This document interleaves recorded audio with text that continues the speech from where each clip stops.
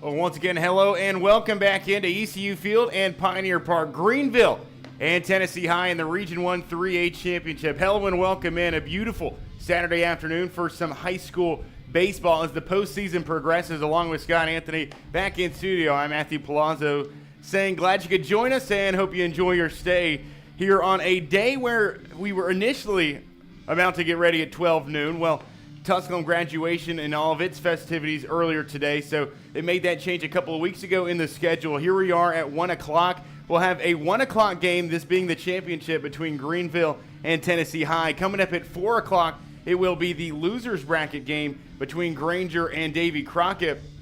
And then coming up later today, the loser of this game between Greeneville and Tennessee High and the winner of that Granger and Crockett game will face off in that 7 o'clock elimination game. The winner would then go on the road to the sectional host of the other region, the Region 2 region. We'll talk about that other region as the day progresses here, but it's simple enough. You got 7 innings here. Greeneville, having played its first 7-inning game in 3 games last night, needs a win here in Game 1, and they can host their sectional. They control their own destiny, so to speak. Let's talk about this starting lineup on the mound. First for the Greeneville Greene Devils, it is Randon Fillers as he pumps in a first pitch breaking ball in the dirt for ball number 1, and we are underway from ECU Field and Pioneer Park. Randon Fillers, the senior righty, he has really bounced back well after a shaky start to the season. A 1-0 pitch straight down Broadway, a kid that's going to run it up, high 80s on the fastball, but Randon, the district newcomer of the year last season, this year 11 appearances, 9 starts under his belt, a 4-3 win-loss record, 39 1/3 innings pitched, a 4.27 ERA. He has struck out 54 opponents. He is who will get the start today on the mound for the Greeneville Greene Devils. We saw Will Harmon go the distance yesterday. You pretty much got everybody in your arsenal for today in a 1, potentially 2-game scenario. The 1-1 is sliced outside for a ball.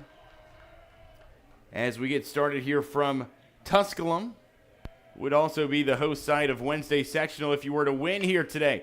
The leadoff bat of Tennessee High will foul this one away to the right. That is going to be Dane Musick, the senior.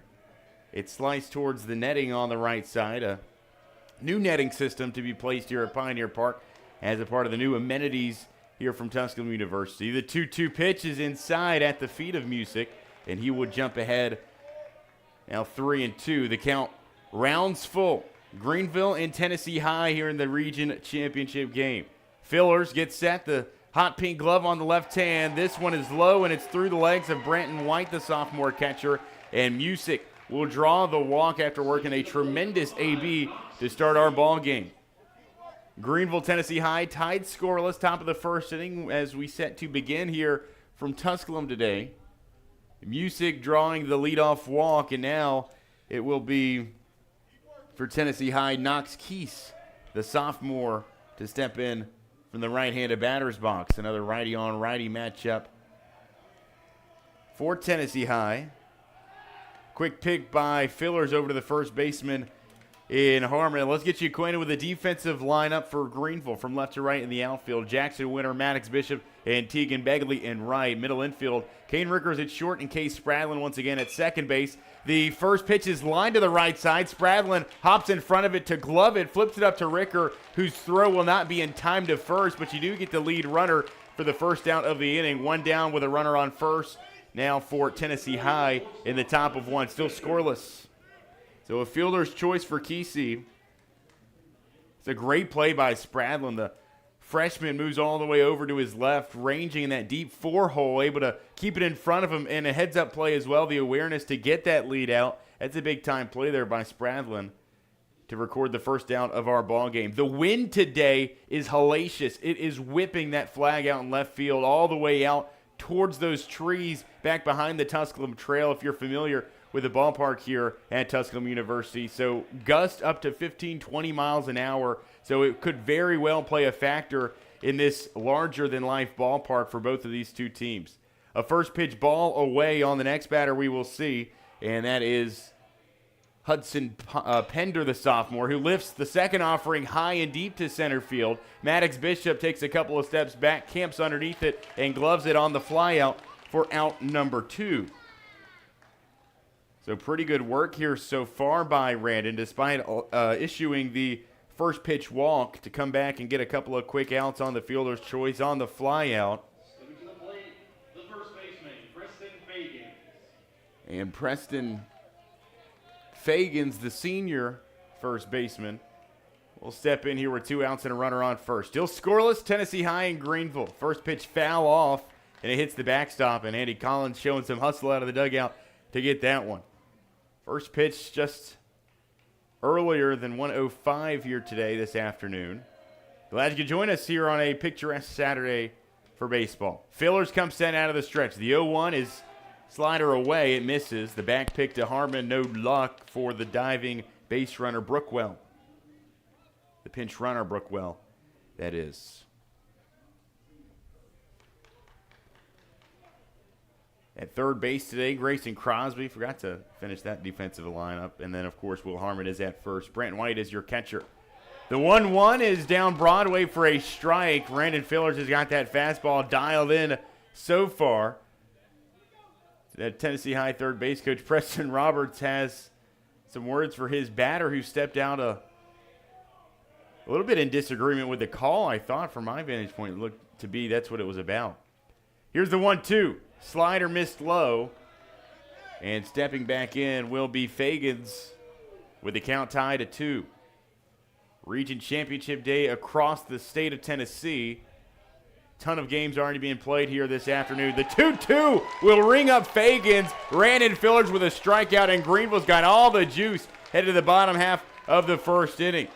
We'll take a break. Greeneville grabs the bats for the first time when we return. Greeneville and Tennessee High in the Region 1 3A Championship from WGRV and Green Sports Zone. So why sit on the sidelines when you could be driving a brand new Chevrolet, GMC, or Cadillac from Bachman, Bernard in Greeneville? Choose from the Silverado, Sierra, Terrain, Acadia, Equinox, Trax, Trailblazer, or Blazer. And wrap yourself in elegance and style while driving a Cadillac, Lyric, or the best vehicle on the planet, the Cadillac Escalade. So don't stumble, bumble, and fumble your way with other dealers. If we don't have it, we'll get it. Make the short trip to Bachman Bernard Chevrolet GMC Cadillac in Greeneville, where we will save you money. For over 30 years, Tommie's Plumbing has proudly served the Tri-Cities with a personal touch, because we're not just plumbers, we're family. From simple faucet repairs to full plumbing repiping, we have the experience and expertise to get the job done right. We also specialize in water heater and tankless water heater installations, helping you find the perfect solution for your home. Our technicians stand behind their work and always leave your space clean and spotless. Looking for a plumber who's fast, professional, and reliable? Call Tommie's Plumbing and let our family take care of yours.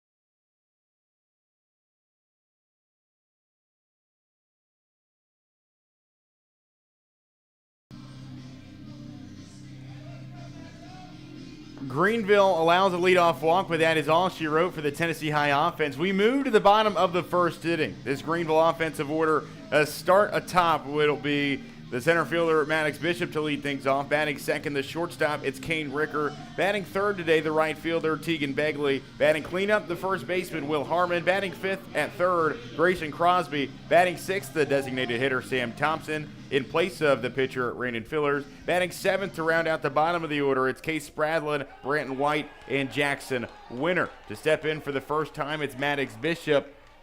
Yesterday, Greeneville had just 5 hits against Davy Crockett, and Ricker and Begley accounted for 4 of those 5. Also, 3 of those 5 went for extra base hits as Begley had his first triples of the season. Bishop sees the strike inside to start and line the first pitch after right down the left field line. He'll take a wide turnaround first and move to second. This will be an easy stand-up double for the leadoff batter, and Greeneville is absolutely feeling it early on here in the bottom of the first.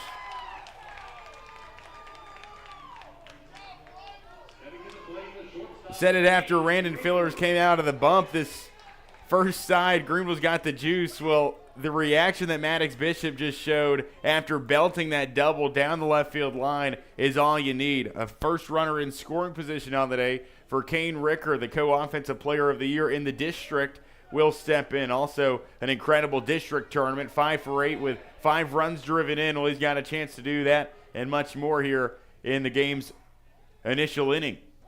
The starting pitcher for Tennessee High here today, well, he's pretty good when it is their ace. They saved their best arm, Brody Myers, for this spot here in game number 2 of the tournament. First offering called a strike on Kane Ricker here. Myers, the senior right-handed pitcher. You're going to see him running upper 80s on the fastball velocity. Quickly starts on Kane Ricker before he can fully step into the batter's box. And the home plate umpire has some words for Kane Ricker after the fact. Ricker wasn't even placing a foot in the box, and Myers had already pumped in a second pitch. It's 0-2. Ricker steps in. Buckles at the next, a ball off the outer edge as he looks down the third base line and gets the sign from his skipper. Bishop stands alone at second base after the leadoff double. Bishop's 10th double of the season. Ricker lines it through the left side. Bishop waved around to score from second base. Ricker's going to take second as well, and he takes a wide turn. He's on his way to third. This game could not have started better. It's 1-0 Greeneville after the RBI double from Kane Ricker. And the Greene Devils will draw first blood. Wow, this game is absolutely shifted in favor of Greeneville right off the rip. A well-placed ball by Ricker right past the diving shortstop Pender, and it allows him to coast to second. Trouble with it out in left field. It becomes the game's first error of the day by the left fielder Collette. Tegan Begley will step in, and my goodness, this Greeneville team, don't put gas on the fire. This is what this team is capable of, especially offensively. A team that averages over 8 runs a game. Now with 2 extra base hits to begin, with doubles number 84 and 85 on the season as a team after Bishop's and Ricker's 2 baggers. Ricker also granted the extra bag as Greeneville takes an early 1-0 lead over Tennessee High here in the first inning of the region championship game. Tegan Begley stands in. He sees a very questionable strike call on the outer edge. It's 1-1. This one is chopped left side. Gloved by the third baseman. The throw is bounced but scooped by the first baseman Fagans. It's a productive hit, though. It's an RBI ground out for Tegan Begley, and Greeneville takes the lead 2-0 here at the bottom of the first. I mean, I'm energized, and I'm sitting up here in the booth, elevated field side. I can only imagine what it's like for those players as you get back-to-back RBI base knocks from your 2- and 3-hole hitters. Nobody aboard, though, with 1 out. Will Harmon steps in from the left-hand side. You'll see a first pitch ball in the dirt.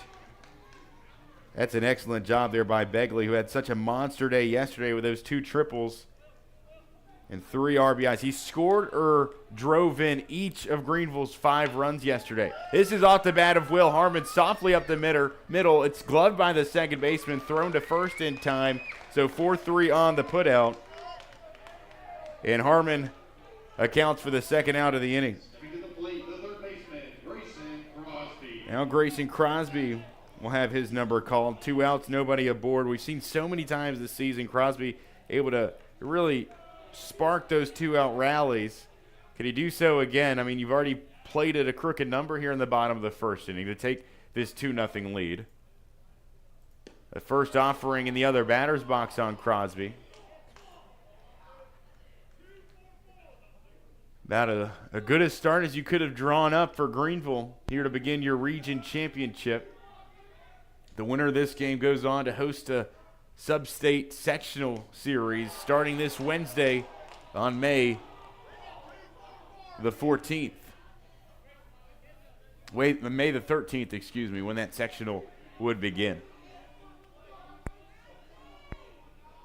Myers gets the pitch. He's thrown 2 straight balls to start Grayson Crosby's count. A lot of life in that Greeneville dugout early on. Crosby swats this one high up in the sky right side. Navigating, it's the second baseman, and the right fielder comes in. Music can't glove it as Muncie and Music both converged on it, but it is dropped, and Grayson Crosby will reach due to air to prolong the inning. It looked like Music just had trouble finding it through the clouds or through that sun peeking through the clouds high in the sky here at the park today. And the right fielder comes in. He can't glove it at the tail end of the play and drops it running in to the infield. Quite the run. Crosby going to take off on the delayed steal here after a first pitch ball, and he will slide in safely. Another runner in scoring position. Greeneville with a stolen bag thanks to Grayson Crosby.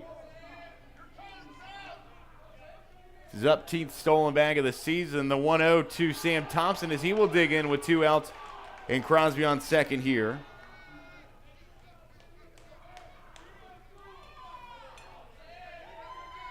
Myers looking to shake back and end this inning and get out of it unscathed after those 2 he allowed to start the frame. Thompson will foul off the 2-0 and make it a 2-1 count for the senior left-handed batter.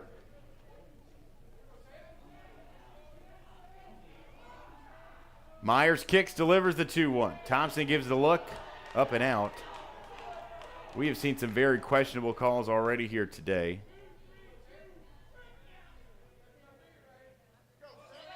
Is that the best we've got for a region championship? Myers offers a 3-1. It's low and scooped for strike 2. Good frame job by the Tennessee High catcher Harbor there. And Thompson will step back in from the left side. So I've got it at 2-2. Thompson waves at it, sends it screaming foul left side. Just barely missed Coach Collins in the third base coaching box. Greeneville looking for the three-peat here in Region 1 3A.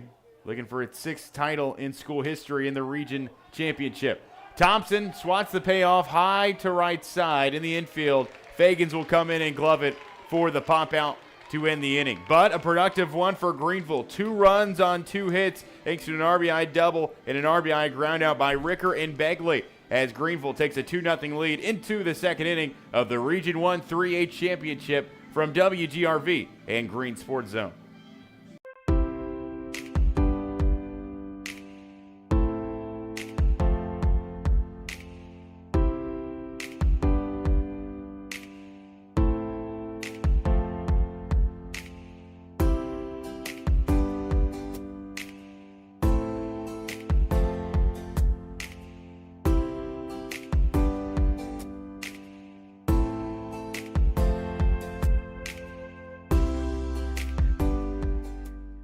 Your project needs power. Williams Electric Supply has it all. Find us in Bristol, Greeneville, Johnson City, and Kingsport. Our knowledgeable staff can help you with every wire, cable, switch, and electrical need. No one does electrical better. Williams Electric Supply.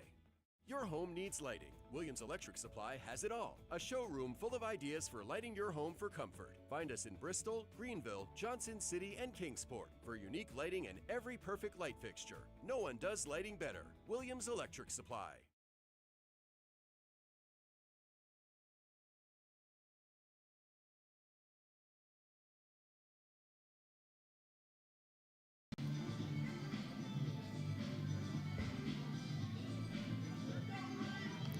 Well, about as good a start as you could have drawn up. Greeneville with 2 runs in the bottom of the first inning to take a 2-0 lead into the second inning of this region championship bout. The Tennessee High Vikings, who beat them back in 2023, it allowed Greeneville to go on the road in that sectional, ended up knocking off Gibbs in that miraculous series there, defined by some weather. But anyways, Greeneville would go on to win the 2023 state title. Tennessee High would lose, though, in their sectional series despite playing host. And for the last 2 seasons, Greeneville has reigned victorious here in the region championship, looking to enact revenge back from 2 seasons ago, back in that 2023 year. And a first pitch strike by Randon Fillers. That kid with a huge first inning. Despite the leadoff walk, retired 3 straight batters to end the inning. This one will be a 4th straight. The second pitch is lifted high to center field, and it is caught after Gage Graziano will fly out to center field. So now Tennessee High will send Austin Harbor to the plate.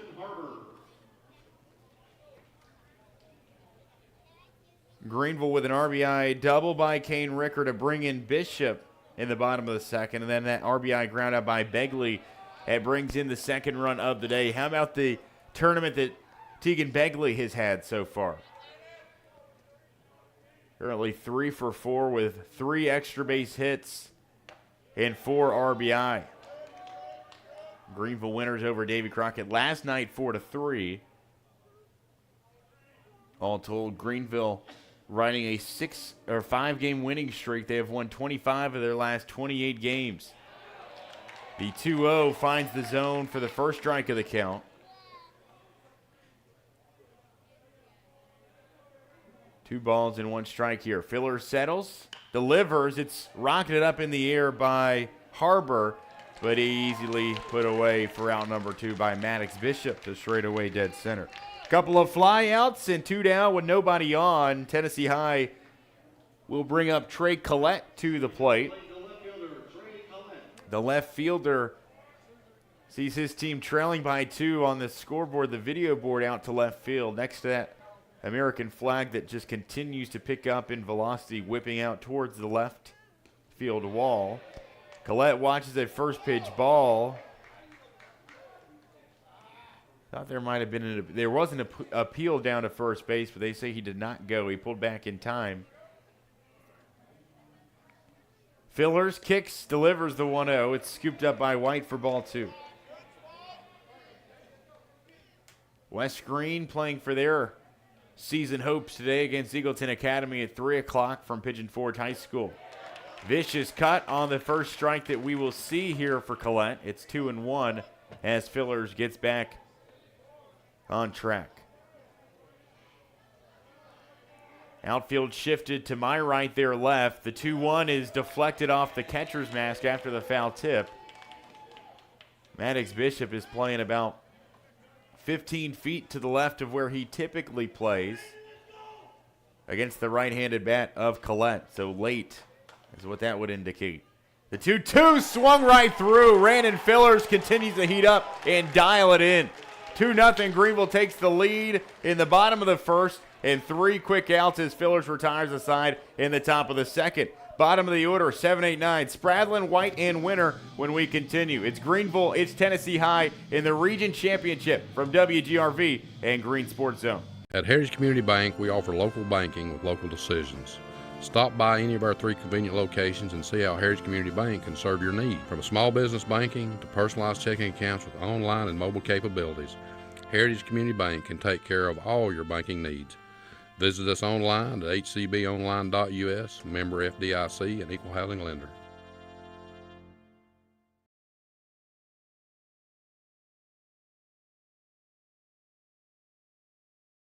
At many dealerships, you get what you'd expect. Games, gimmicks, and shady sales tactics. At Gateway Nissan in Greeneville, expect the unexpected. Low prices, convenient service, and a great buying experience. Get our Gateway exclusive lifetime powertrain warranty. No worries for life. You deserve the unexpected. It's the #1 reason you gotta get to Gateway. Shop online at gatewaynissangreeneville.com. Or take the super short drive down Highway 11E to Gateway Nissan in Greeneville.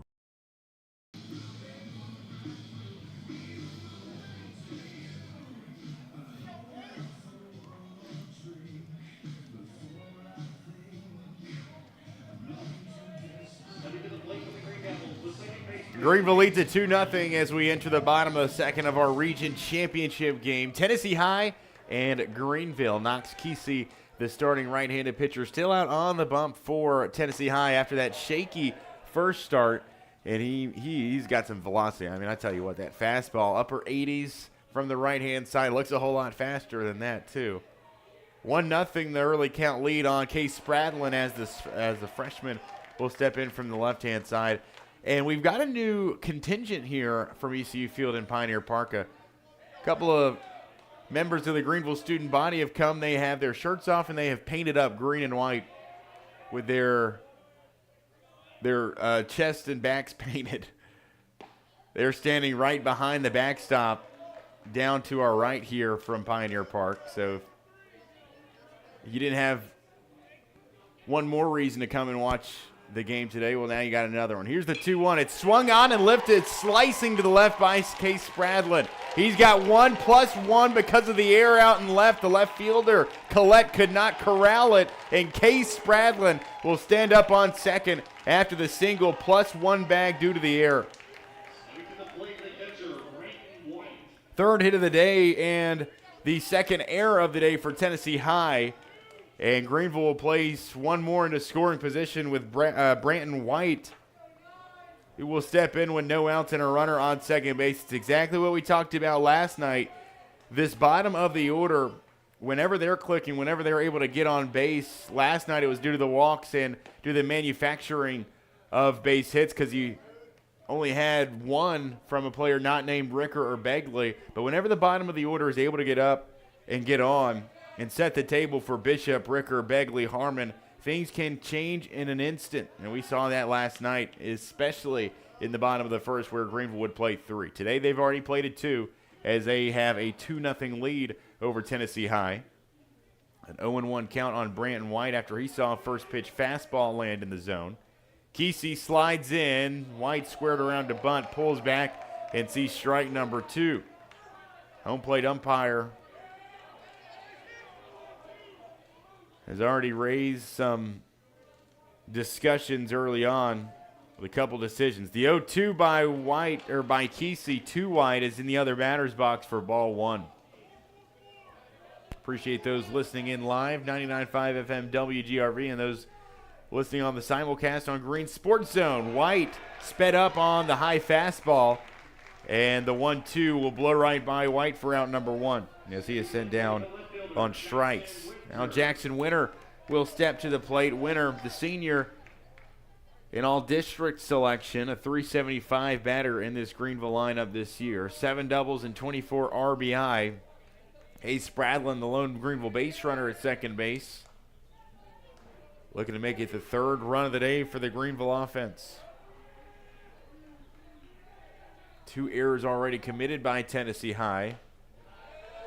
Both of them have led to better field position. I guess you could call it field position. It moved Ricker to second to third on that double that he had earlier in the ball game. It was another error by Collette.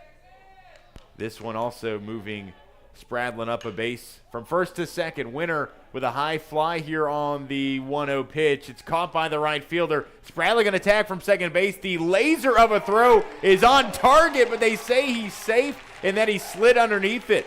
That throw was on a frozen rope from the right fielder, Music. It took one bounce and entered the glove of Gabe Graziano at third, who swiftly applied the tag. It looked to me like Spradlin was out by half a step, but the third base umpire says that he tagged him on his upper body in case Spradlin will now be left standing at third base, now 90 feet away from scoring Greeneville's 3rd run. So a sacrifice of sorts by Jackson Winter as he advances Spradlin from second to third on the flyout. And the lineup will turn over for Greeneville. Maddox Bishop, who doubled his first time up with his 10th double of the year, will stand in for at-bat number 2. 1-0 the early count lead. Kesey delivers. Bishop watches it off the outer edge of the plate, but it's called a strike. Bishop, the all-district selection, back-to-back first-team all-conference selections in his junior and senior year. .364 batter is Bishop here in his senior campaign. Leads the team in walks and stolen bases with 26 and 27 respectively. He'll see a pitch outside here to move the count at 2-1. Kesey stands tall on the mound. Kick sends in the 2-1. It's upstairs. Bishop dodges it for ball 3. Tennessee High in the maroon shirts and pants here today. The black sleeves with the black numerals and lettering with the white outline. The black lids with the maroon brims. Greeneville in the cream whites. Greeneville in script in the chest in green, outlined in black. And Bishop will draw the 5-pitch walk here. And you talk about setting the table after the single by Spradlin and now a walk by Bishop. You've got runners on the corners with 2 outs. Bottom of the second inning, already leading 2-0. And it looks like Tennessee High will take a timeout and have a mound visit here between the battery and the shortstop, Pender. Kesey and Harbor all having that discussion there on the mound. Graduation Saturday here today from Tusculum University. I got started earlier today at 10 o'clock. Saw some students out with their regalia, taking some photos just surrounding the ballpark and the facilities here at Tusculum. That was nice to see. Parking, not as bad as I thought it would be coming to the ballpark here today. Much more manageable, although I was dropped off. So a brief visit is over. Kesey returns to the bump here. We'll read the sign and step back atop to face Kane Ricker, who doubled and drove in a run with his last swing. Kesey takes a glance to first, delivers low for ball 1. Kane Ricker, the district's offensive player of the year in the all-tournament selection. Could argue we could have had the tournament MVP honors had Will Harmon not tossed that no-hitter in the district semis. After going 5 for 8 at the plate with 5 runs batted in, now Ricker's got a second chance here to do the same, and he did his first time up. A run 90 feet away, it's Case Spradlin. Bishop's the runner at first. Greeneville down to its final out here in the bottom of the second. Ricker waves at 1 foul. 1-1 after the foul tip. Kane Ricker on the season leads the team in triples with 3. Leads the team in hits and in runs scored. A .409 batter, the 6'1 junior has played exceptionally throughout his senior campaign. Kesey out of the stretch, winds in the 1-1, and it's softly lifted up deep to the 6 hole, and an incredible leaping grab by Pender will take us out of the inning. Greeneville will leave 2 left stranded as they end the inning without scoring a run. Still a 2-0 Greeneville lead, though. We move to the 3rd inning here in the Region 1 3A Championship. It's Greeneville and Tennessee High from 99.5 FM WGRV and Green Sports Zone.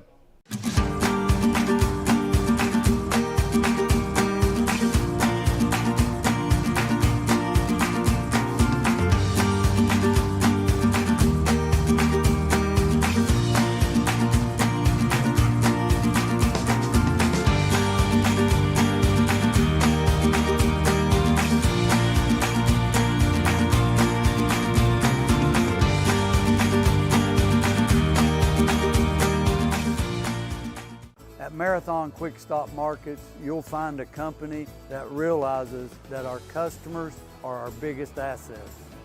We are a locally owned company, proud to serve our community.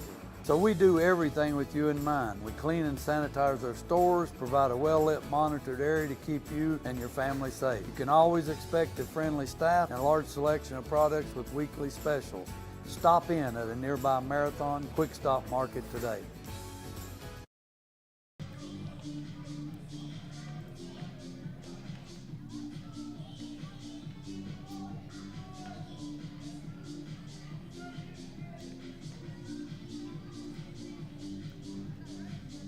Hello and welcome back from ECU Field and Pioneer Park. We start the 3rd inning of play. Greeneville leads at 2-0 over Tennessee High here in the region championship game. Tennessee High looking for their first region crown since 2023. Greeneville is looking to three-peat after winning it in back-to-back seasons. They'll be looking for a 6th title in program history today as well. A first pitch strike on the outside corner will welcome in the next batter in Russell Blevins as he swats the second offering back behind the foul awning here from Pioneer Park.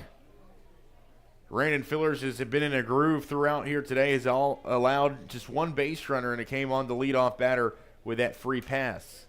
0-2 the count. Fillers kicks, delivers, slider, winds in there. Crosby fields it on 1 hop, throws over to Harmon for out number 1. Quick and easy for the first out of the inning.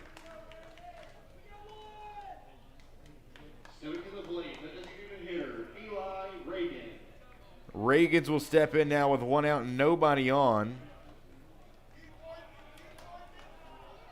Do have a couple of updates in Region Championship affairs here today, as it is Championship Saturday. I was listening to the Oak Ridge and Farragut game earlier today, the Region 2 4A Championship. That game, that started at 10 o'clock this morning. Oak Ridge 8, Farragut 4, despite Farragut beating Oak Ridge to get the regular season district title and the district postseason title in the district championship. They fall today in the region title game as Oak Ridge wins its 31st game of the season. Both of those common opponents for Greeneville this year. Also, University High takes the Region 1 Single A Championship over Hampton after a 10-0 run rule victory. Brandon Fillers misses outside for ball one. Still to come today, you've got West Greene and Eagleton Academy at 3 o'clock in the Region 1 Single A Eliminator, or Double A Eliminator, from Pigeon Forge High School. Anderson County and Gibbs playing today in the Region 2 3A match. So those are your two potential opponents, potentially, Gibbs and Anderson County.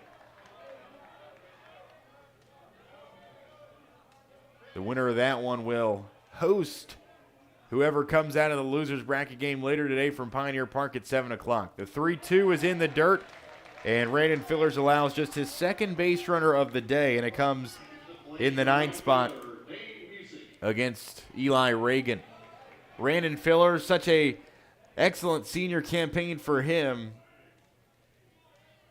making his 10th start of the year, a 4.27 ERA. He's just been solid for you, seen as that third arm in the rotation.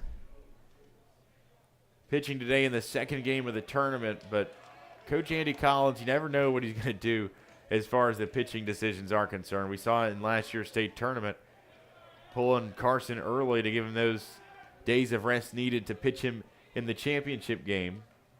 We saw it already in the district tournament as well, with a couple of decisions that all the time they just seem to pay off.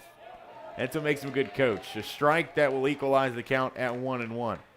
Greeneville, Tennessee High doing battle here for the region crown. The leadoff batter in Music will step in after walking his first time up. Waves at the 1-1. It gets past White, though, after bouncing in the dirt.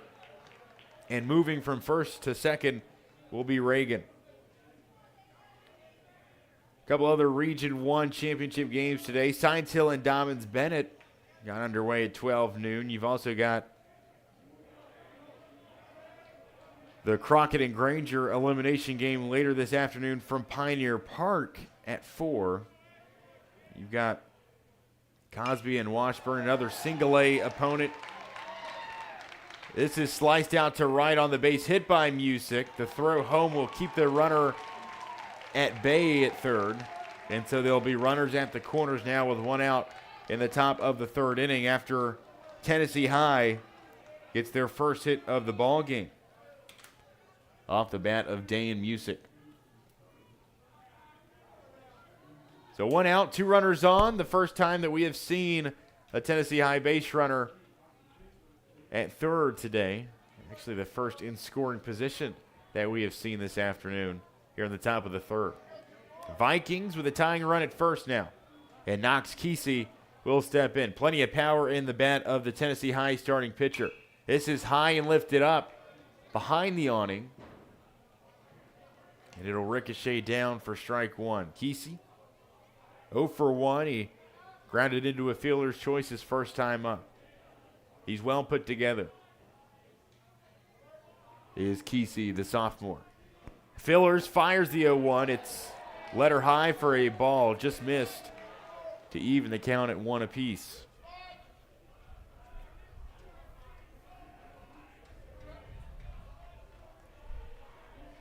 Fillers giving a slight glance back to first. Delivers home. Kesey belts it up the middle. Tennessee High will score its first run of the day on an RBI base knock from the sophomore, Kesey. And it's 2-1. The deficit is cut in half. So back-to-back singles for the first and second hits of the day for Tennessee High.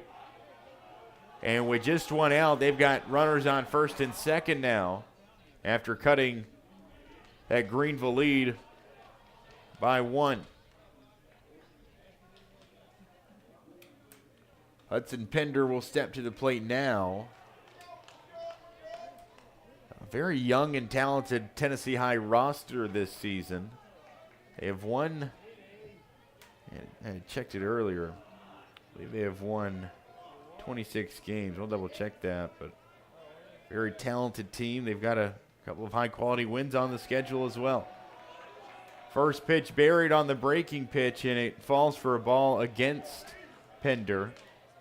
They're 26-8 this season, but so many high-level wins. I mean, they played Boone, swept Boone in April. Split against Elizabethton as Pender fouls this one back and away. Of course, the split against Davy Crockett. But here in the last 9 games is what has been especially impressive. Swept through the district tournament in region thus far. And a win against University High as well this season, as Fillers misses away on the 1-1. It's 2-1. A slight loss to Grace Christian in the second game of the season. They do have a win over Lakeway Christian, though, a team that has been the bugaboo for Greeneville this year in the private division, as Pender gets underneath this one, lifts it high, and back to the left fielder, Jackson Winter, for out number 2. And pay attention to that. The catch by Winter, it brings him winding back. He had to navigate it through the wind, which is blowing straight out to the left field wall. Had Winter really struggling to get underneath it. He eventually will, and glove it for out number 2. It is a 2-1 ball game here in the top of the third inning as the Vikings strike for the first time this afternoon. And for Tennessee High, Preston Fagans, the senior bat, will step in from the right side, see a ball 1. Fagans, who struck out his first time up to end the inning.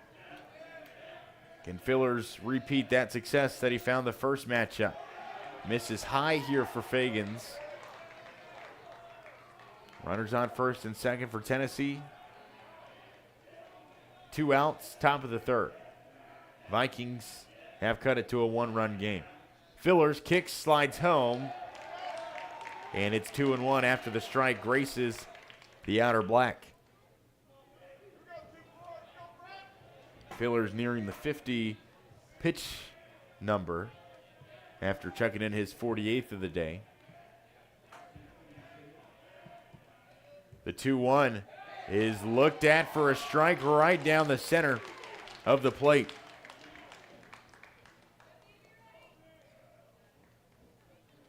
Preston Roberts will make his way out of the Tennessee High dugout, have a word with his batter in Fagans. So an offensive timeout here. Fagans will return to the batter's box. Kid that is built like a football center steps in from the right-handed box once more. Trailing 2-2 in the count. Fillers quickly kicks, delivers. Fagan swats it up in the sky. Middle infield, shallow center now, and Maddox Bishop will come in to glove it for out number 3. Tennessee High gets on board, a run on 2 hits, but they leave 2 runners on, and we go to the bottom of the third. Greeneville still clutching a 1-run lead. 2-1 they lead it here in the Region 1 3A Championship from WGRV and Green Sports Zone. In Greeneville, we blend beauty with Southern charm. From sharp cuts to flawless color and perfect extensions, we make dream hair real. As milkshake experts, we deliver exclusive treatments, glosses, and pro product advice. Finish your look with nails and waxing done with care. Relax and recharge with our signature Japanese head spa. Come experience the Main Brand difference. At the Main Brand Hair Company, we wrangle your tangles! At Food City, we make it easy for you to shop your way. Order online and pick it up curbside, or have it delivered straight to your door with Instacart or DoorDash. Nobody does food like Food City.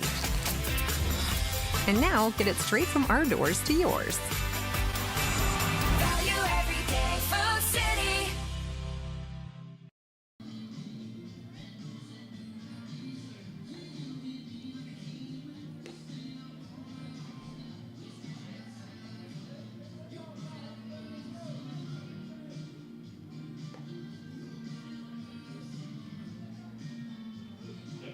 playing for the Greene Devils, the right fielder, Keegan Begley.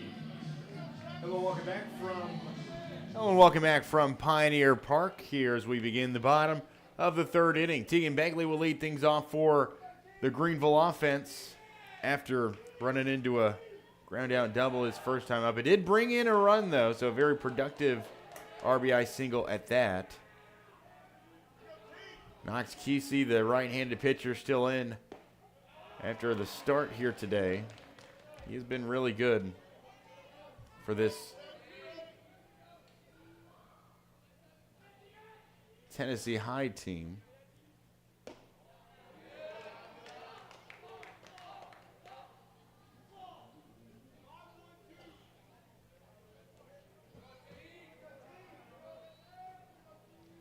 Begley stands in, the count even at 1-1. The slider misses away, and Begley will jump back ahead, 2-1. Begley so far, the senior, batting .419 and slugging a .658. Both of those lead the team in their respective categories. The next pitch is on the ground, and what a play.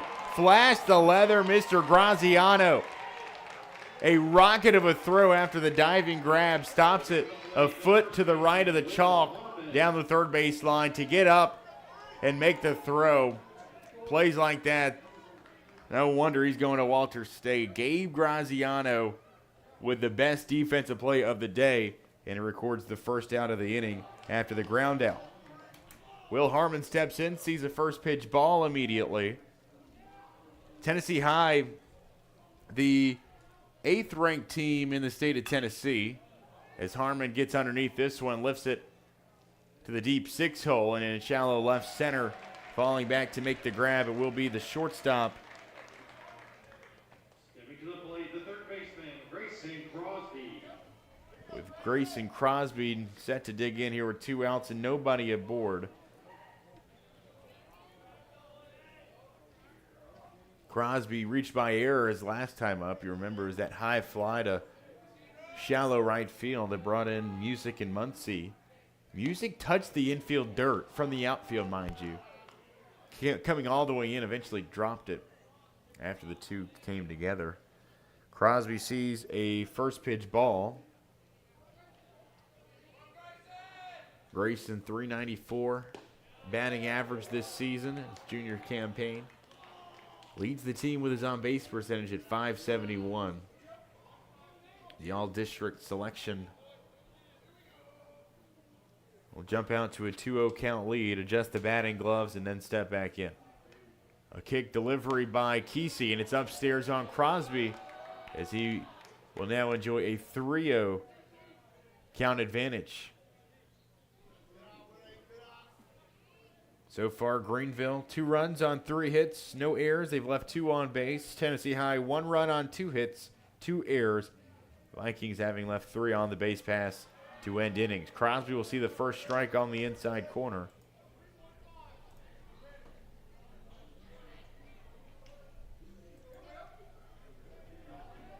Kesey out of the stretch here to face Crosby with 2 outs, nobody aboard. Crosby waves, sends it foul over the green awning here at Pioneer Park. And Greeneville is down to their final strike here in the bottom of the third. Having their lead cut in half in the top of this inning. 2-1 they currently lead over Tennessee High in a battle between the number 1 and number 8 team in the state in Class 3A. Kesey kicks, fires home. It's on the ground, left side, gloved by the shortstop Pender. The throw is in time for out number 3. Kesey retires the side. We move to the 4th inning. Greeneville still ahead, 2-1 here in the Region 1 3A Championship from 99.5 FM WGRV and Green Sports Zone.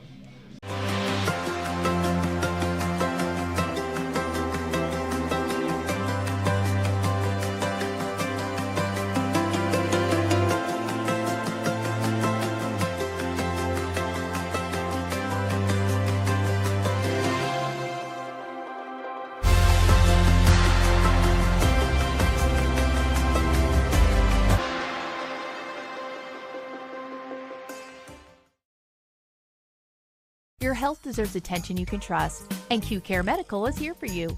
From routine checkups and immunizations to lab work, EKGs, and chronic disease care, their experienced nurse practitioners treat you like family.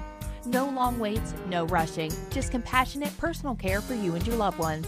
Whether it's a physical, wellness visit, or managing a health concern, Q-Care Medical has you covered. Stop by Q-Care Medical at 1001 Tusculum Boulevard or call 423-972-4770. Q-Care Medical, healthcare you can count on.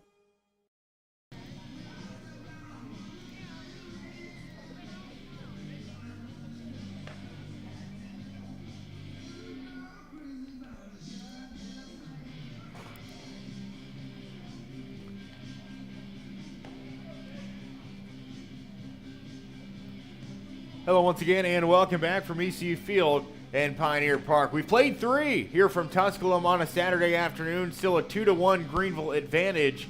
One more half inning, we'll be halfway there. Tennessee High will bring the 5, 6, and 7 batters to the plate. Leading off the third baseman who made such an incredible grab there to start the last side. That's Gabe Graziano, the Walter State Community College commit. And Graziano, we saw him come in to close. This is a kid who, if we see him on the mound today, can touch 90 with the fastball. He's been incredible for Tennessee High this season. Thought we might have seen him get the start. Maybe he's just a bullpen guy. 1-0, the early count lead for Graziano. Tennessee High, the power T in white on the maroon batting helmets. The team in all maroon here today on a blistering Saturday afternoon. Brandon Fillers will fire this one in. Graziano will punch it out to center field for Tennessee High's third base hit of the day. And it's a leadoff single by the Walter State commit, Gabe Graziano. We do have another update in region championship action. It is Pigeon Forge defeating Unicoi County 4-1 in the Region 1 2A title match. Unicoi County, who got taken extra innings yesterday by Eagleton Academy, who's set to face off against West Greene coming up here at 3 o'clock. But that is your final in the Region 1 2A championship. So Pigeon Forge will host a sectional. Unicoi County will have to battle between the winner of West Greene and Eagleton to see who has to go on the road and face the Region 2 champion. 2 other championships determined in Region 2. Coalfield victorious over Wartburg as Harbor sees a second straight ball. He enjoys a 2-0 count lead. Fillers gives a look down to first. This one is lifted off the bat of Harbor foul. They're just now joining Oak Ridge, also winners today in their championship over Farragut in the Region 2 4A title match. And the University High winners over Hampton in that single A title game. Fillers kicks, delivers the 2-1. It's swung on, the throw down, caught stealing, gunned him down. What a cannon by the sophomore Branton White. And Greeneville records the first out of the inning on the CS. What a throw. Gutsy. And it's good for out number 1. It was a strike as well, so strike and a throw down that garnered the first out. This is fouled off the bat of Harbor in foul territory.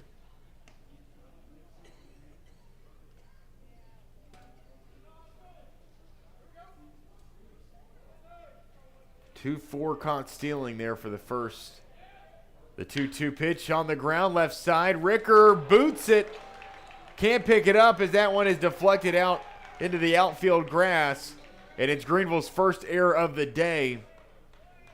And its 4th error in the last 2. There was a well-hit ball on the ground there by Harbor, but one obviously in which Kane Ricker can make a play on. He's frustrated knowing that himself. But it does allow another Tennessee High base runner aboard. Over on first, and Austin Harbor. The Tennessee High catcher will slide back in after Fillers gives him a look back to the bag. Standing in next, the towering Trey Collette. See a first pitch up and away as Fillers starts his count up with a ball. We know who's battling over in Region 2. We'll get to it after this pitch. Fillers misses away. In Region 2 today, we'll have the Region 2 AAA championship game between Anderson County and Gibbs at 12 noon. Anderson County actually upsetting Seymour yesterday, so it'll be Seymour and Carter in that elimination game at 3. And the winner of that will face the loser of Anderson County and Gibbs from that 3A championship tonight at 7 to see who will go on the road to face Greeneville. So whoever wins between this Greeneville and Tennessee High game will have to wait until after that game tonight concludes to see who they will host coming up this Wednesday. 3 balls and 1 strike here for Collette. Fillers delivers. It's low in the dirt, and Collette will sprint down the first baseline, and Tennessee High will place runners at first and second with 1 out here in the top of the 4th inning. For Randon, that's his 3rd free pass issued here today. Brandon White going to move out and have a word with his starting pitcher, look to settle things down, and simultaneously we'll see Siler Lewis make the trot out to the right field bullpen. You do have everybody good to go here today, as Will Harmon went the complete game distance yesterday, 7 innings pitched, a 5-hit, no earned run baseball. So you've got everyone, every bullet in the chamber, so to speak. You've got your Sam Thompson, you've got your Siler Lewis, you've got your Grayson Crosby, your Tegan Begley, Jackson Winter, everybody at your disposal. So you're spoiled with riches in that regard. Just got to make sure you take care of this lead. 2-1, Greeneville over Tennessee High in the region championship. Top of the 4th with 1 out and 2 runners on. A first pitch strike at the knees of the next batter who steps in Blevins. This one was low, and it's a called strike that evens the count at 1-1. Both Vikings get their leads off the first and second base bag. Fillers kicks, sends one home. Outer edge painted up for strike 2. Excellent location there on the fastball of Randon Fillers.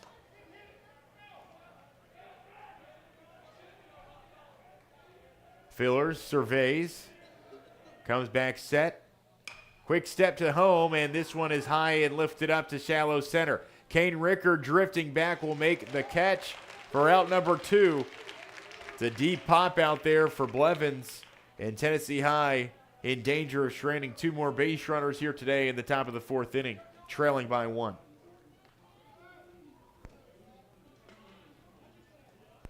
Bottom of the order here in Reagan. He walked his first time up out of the 9-hole as the lineup threatens to turn over. You'd love to see Fillers get Reagan out here to avoid going back to the top to face Musick, Kesey, and Pender. First offering called strike. Fillers, when he's able to locate that slider, he gets so much better from the right-hand side.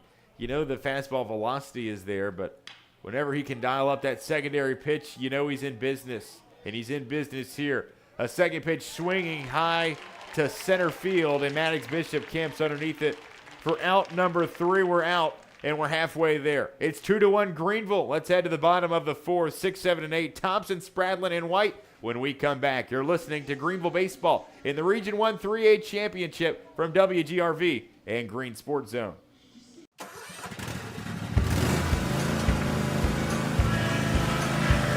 Whether you ride, haul, or work, CNC has what moves you from dirt roads to job sites. We've got the gear to get you there. Hard-working equipment, helpful people, and honest advice. Whether you haul tools, toys, or livestock, CNC Custom Trailers has the equipment you need and the upgrades you want. CNC Custom Trailers, where you're more than just a customer, you're a neighbor.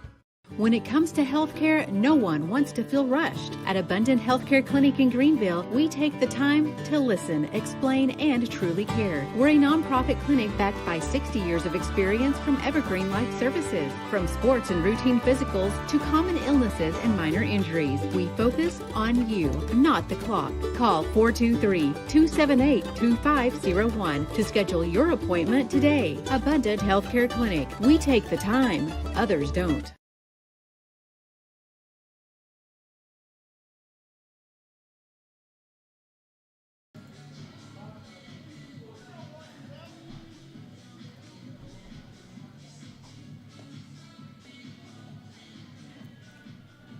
Well, for the second straight inning, Tennessee High would leave 2 base runners on, and Rainen Fillers once again is able to record the second 2 outs in order to get Greeneville out unscathed. Another 0 put up in the top half. It's 2-1. Greeneville leading Tennessee High. We move to the bottom of the 4th inning. That means we're halfway there.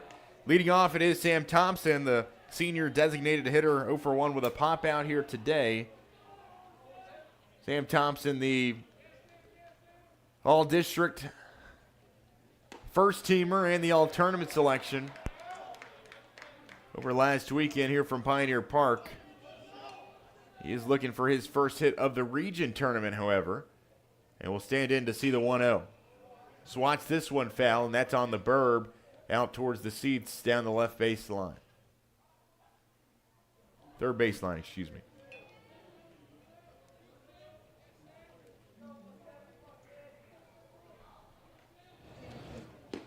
Kesey fires in a ball downstairs as Sam Thompson gives it a look.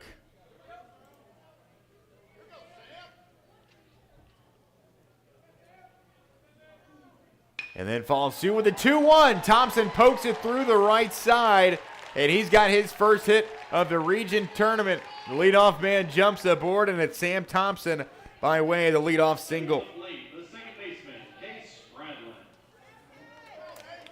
That's Greeneville's 4th hit of the day in the first since they singled back to start the second inning with that Case Spradlin knock.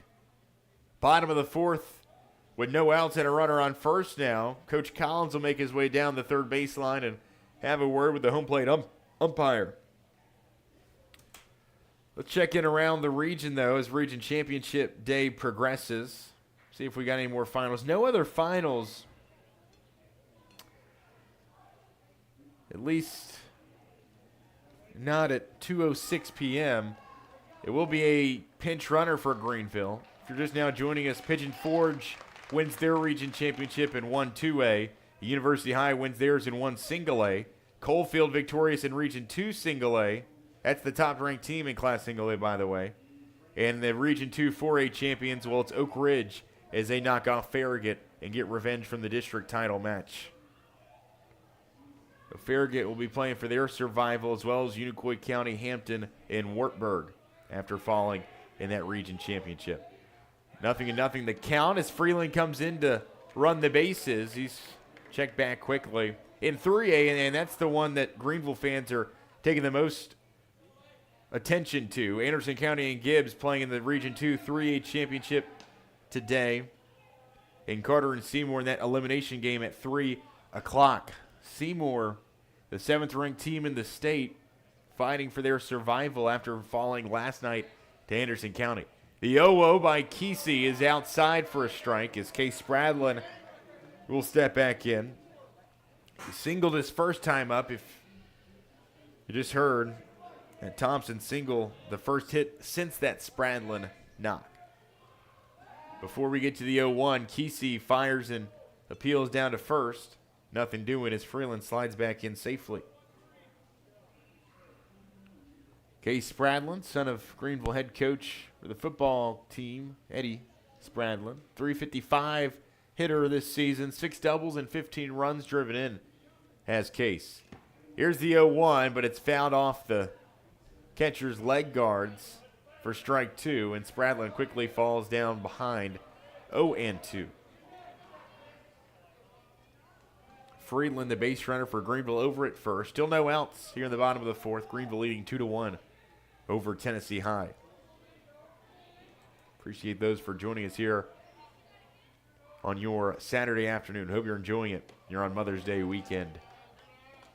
This gets out of the hand of Kesey. A bit too high, and it's 1-2. That flagpole continues to whip from left to right, though, as that wind we've seen play a bit of a factor here today. We've seen a couple of players have trouble finding it in the air as another throw down to first will, again, not warrant any success. Wind gusts up to 20 miles an hour here today from Pioneer Park. The 1-2 looked at by Spradlin for ball 2, and the count is tied up 2-2. No chance of rain today. Partly cloudy, 70 degrees. with some sun poking through on this blanket blue sky. The 2-2 pitch is swung on, dribbled right side. Middle infielders exchange it, 4-6-3, double play will be good for the Twin Killing, and outs number 1 and 2 here in the bottom of the 4th. Tailor-made double play ball to the second baseman of Tennessee High. It goes Muncie, Pender, and Fagans for the DP.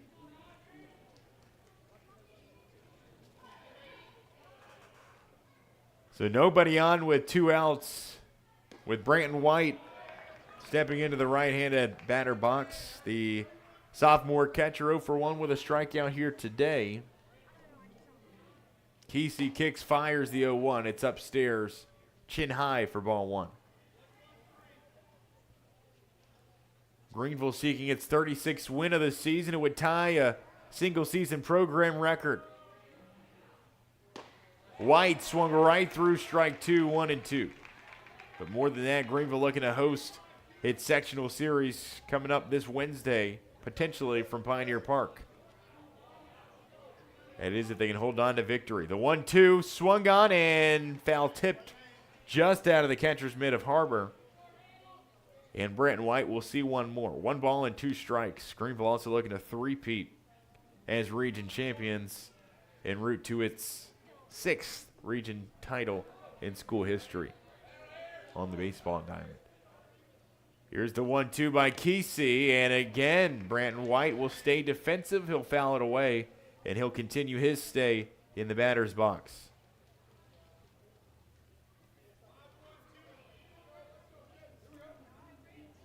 Kesey grabs the bill,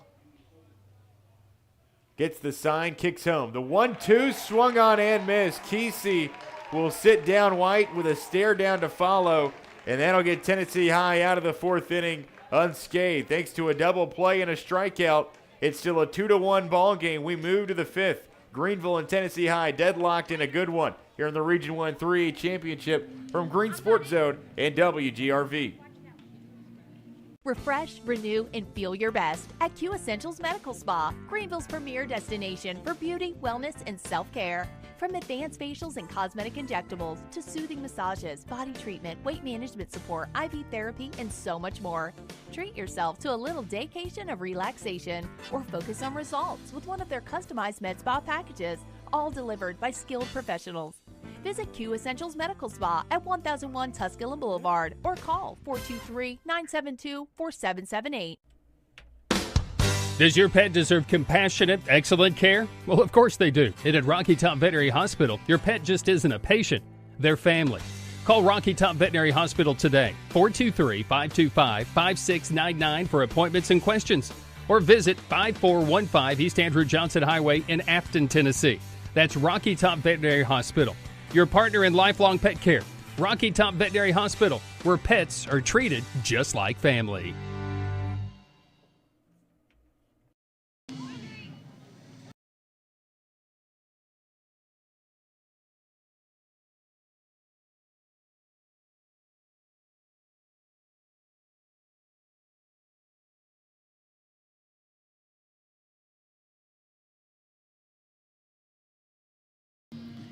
Well, we're through 4 complete here from Pioneer Park. It's 2-1 Greeneville leading Tennessee High in the Region 1 3A Championship.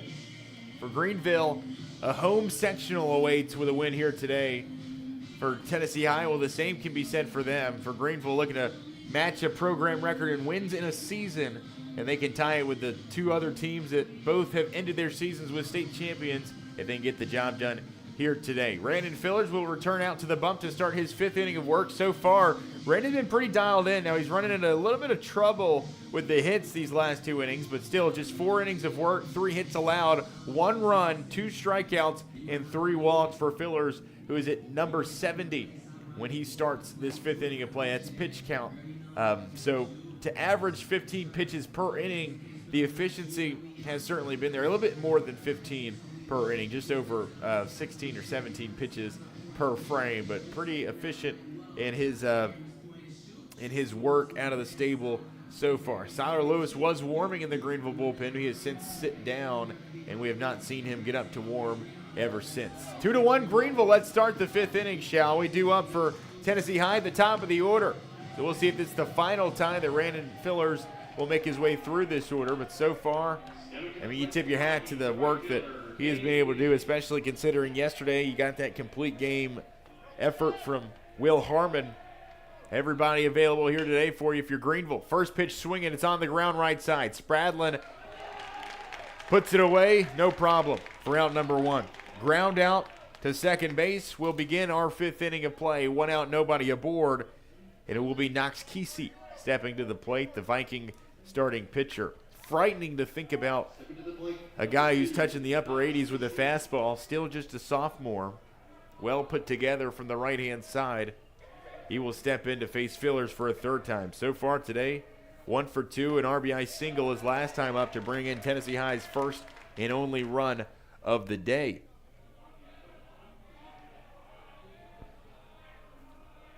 Here's the 0-1. It is looked at low. Yesterday, Tennessee High knocking off Granger 15-1 to punch their ticket to the region championship. That one was done in 5 innings. Greeneville knocked off Davy Crockett 4-3 in the nightcap. This is poked up the middle by Kesey, and he's got back-to-back knocks to produce the Vikings' first base runner of the frame. And the tying run will now move to first base, as we'll have a pinch runner, come in. It is Zion Brookwell, the sophomore, for Tennessee High. And with 1 out and a runner on first,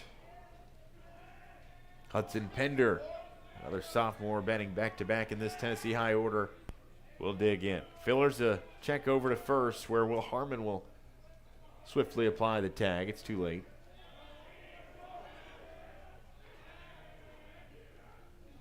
Fillers turns attention back to the plate. Pitch number 75 on the day. He's low in the dirt for ball 1. And Pender jumps ahead.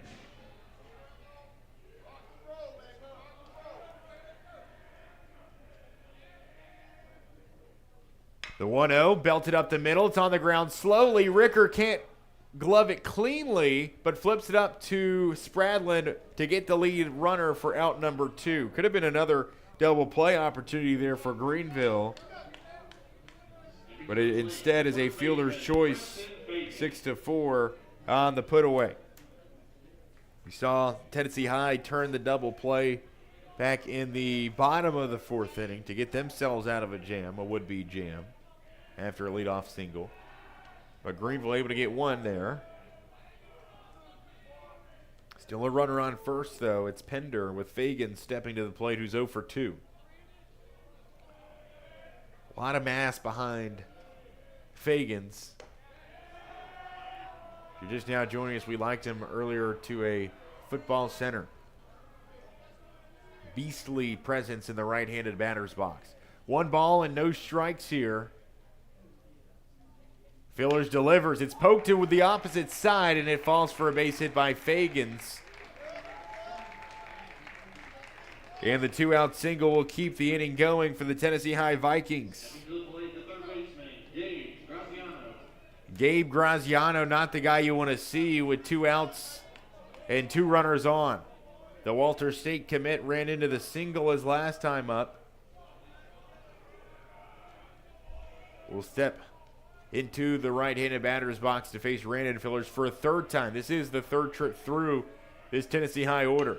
Swings on the first pitch and sends it sky high over the foul awning. Walter State, of course, the renowned powerhouse in Division I JUCO baseball. Just last year, the national runner-up in the JUCO World Series. That's where Graziano's headed coming up. A large pipeline for Walter State in this Northeast Tennessee region. Region 1 in general has been very kind to the Senators in years past. The 1-1 is upstairs for ball 2. And Graziano jumps ahead 2-1. The flag that was whipping out to left field is now slowed down just a bit. And it's fallen just a little bit flat against that Backdrop of trees out to left. Graziano rips one foul just to the left of the third base bag. It's fouled for strike 2 to even up the count 2-2. So we got a pair of Walter State commits. Just found out, actually. Randon Filler is actually a future senator himself. So Walter State facing Walter State. Randon against his future teammate in Gabe Graziano. 2 balls and 2 strikes. Fillers come set. The offering just high for a ball, and I mean just barely. You had Ricker, Spradlin, and Bishop 5 steps towards the dugout. They've got to head back to their post, though, as Graziano is set to see one more. Here's the payoff. Dribbled through the left side and out into left field. 1 run is waved home. The relay is up the line, and Tennessee High ties it up 2-2 off the bat of Gabe Graziano.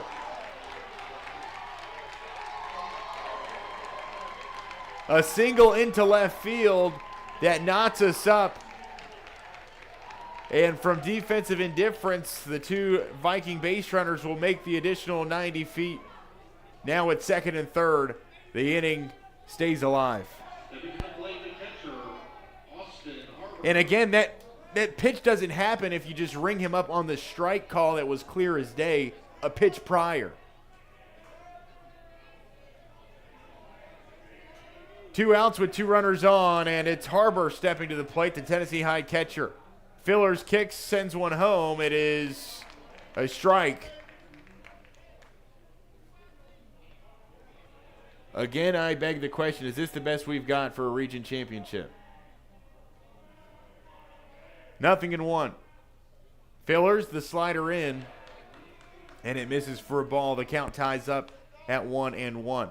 The go-ahead run now at third base as Graziano sent in the tying run just an at-bat ago. This is fouled back behind Harbor. And Fillers will jump ahead 1-2.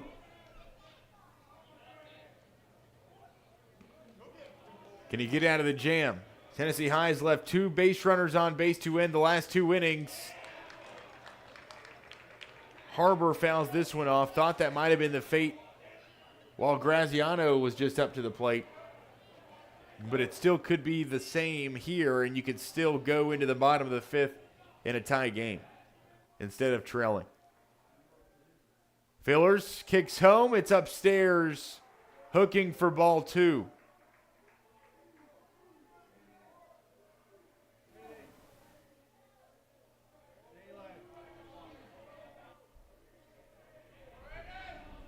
Fillers gets the sign. Here's the 2-2. Swung on and lifted high and deep to center field. Bishop makes the run all the way back and makes the grab for out number 3. For a 3rd straight inning, Tennessee High will leave 2 on, but they do play 1 thanks to an RBI single from Gabe Graziano. We're all tied up as we head to the bottom of the 5th inning. The lineup turns over for Greeneville when we come back. 9-1-2. Winner, Bishop, and Ricker when we return. Brand new ball game will start from 0. Bottom of the 5th. Greeneville, Tennessee High in the Region 1 3A Championship from Green Sports Zone and WGRV. Refresh, renew, and feel your best at Q Essentials Medical Spa, Greeneville's premier destination for beauty, wellness, and self-care. From advanced facials and cosmetic injectables to soothing massages, body treatment, weight management support, IV therapy, and so much more. Treat yourself to a little daycation of relaxation or focus on results with one of their customized med spa packages, all delivered by skilled professionals. Visit Q Essentials Medical Spa at 1001 Tusculum Boulevard or call 423-972-4778. Does your pet deserve compassionate, excellent care? Well, of course they do. And at Rocky Top Veterinary Hospital, your pet just isn't a patient, they're family. Call Rocky Top Veterinary Hospital today, 423-525-5699 for appointments and questions. Or visit 5415 East Andrew Johnson Highway in Afton, Tennessee. That's Rocky Top Veterinary Hospital, your partner in lifelong pet care.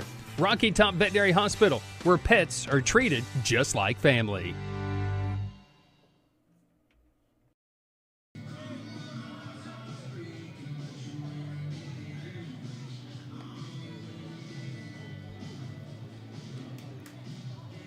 Well, a run on 3 hits. Tennessee High would leave 2 runners on, but they would tie the game at 2. We move to the bottom of the 5th inning. A questionable non-strike call on what was a surefire third strike on the outside corner prolongs the inning. A pitch later, Gabe Graziano would poke it into left field and bring in the tying run from second base. 2-2, we start anew. Bottom 5, Jackson Winter will lead things off for the Greeneville offense. So far, our line, Tennessee High, 2 runs on 6 hits. They have committed 2 errors. They have left a total of 7 base runners on base. Greeneville, meanwhile, 2 runs on just 4 hits.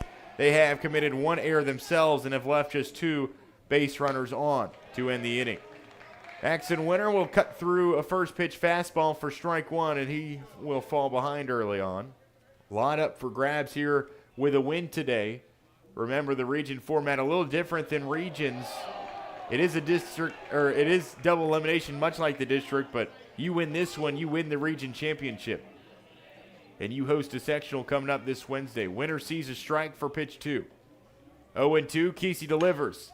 Poked opposite field, and it's out of play. It'll be foul. Jackson Winter so far today 0 for 1 with a flyout. This will complete the second trip through the Greeneville order.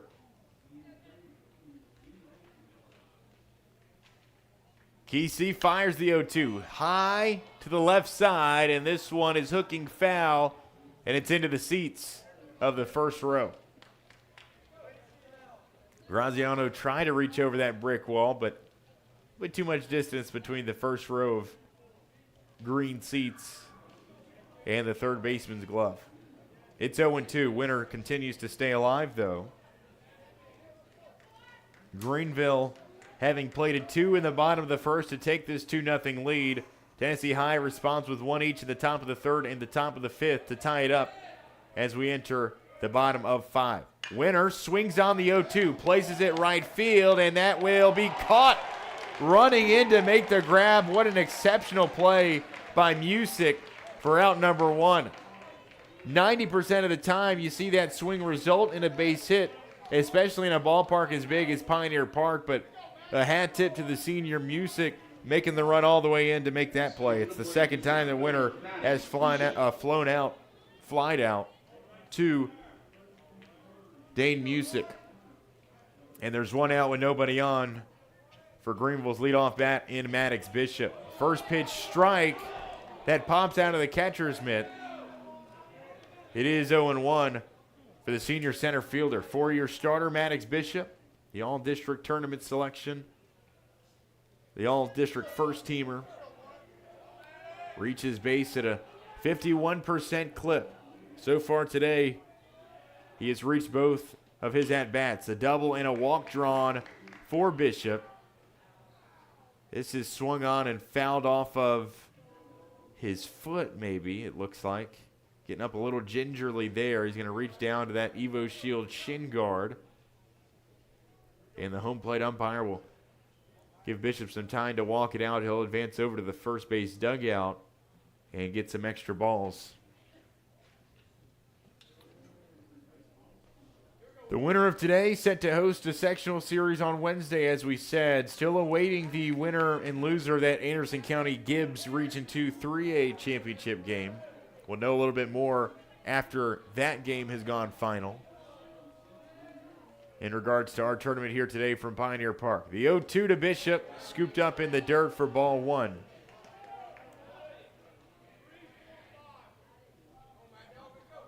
Kesey has found his groove on the hill for Tennessee High. Bishop sees this one get out of the catcher's mitt for ball 2. The count ties up at 2 apiece. Kesey in 74 pitches now, and 4 1/3 innings pitched has allowed 4 hits, has struck out 2, has walked 1. As he offers the 2-2. Cross the neckline for ball 3, and that will round out the count full at 3-2. Kesey has really been in a groove as of late. He has faced the minimum the past 2 innings. and has allowed just one base hit in that span as well. The payoff pitch skips in the dirt, and that streak will come to an end. As far as batters faced is concerned, Maddox Bishop will draw his second walk in a row and build upon his team-leading total, now at 28 after his 2 base on balls today.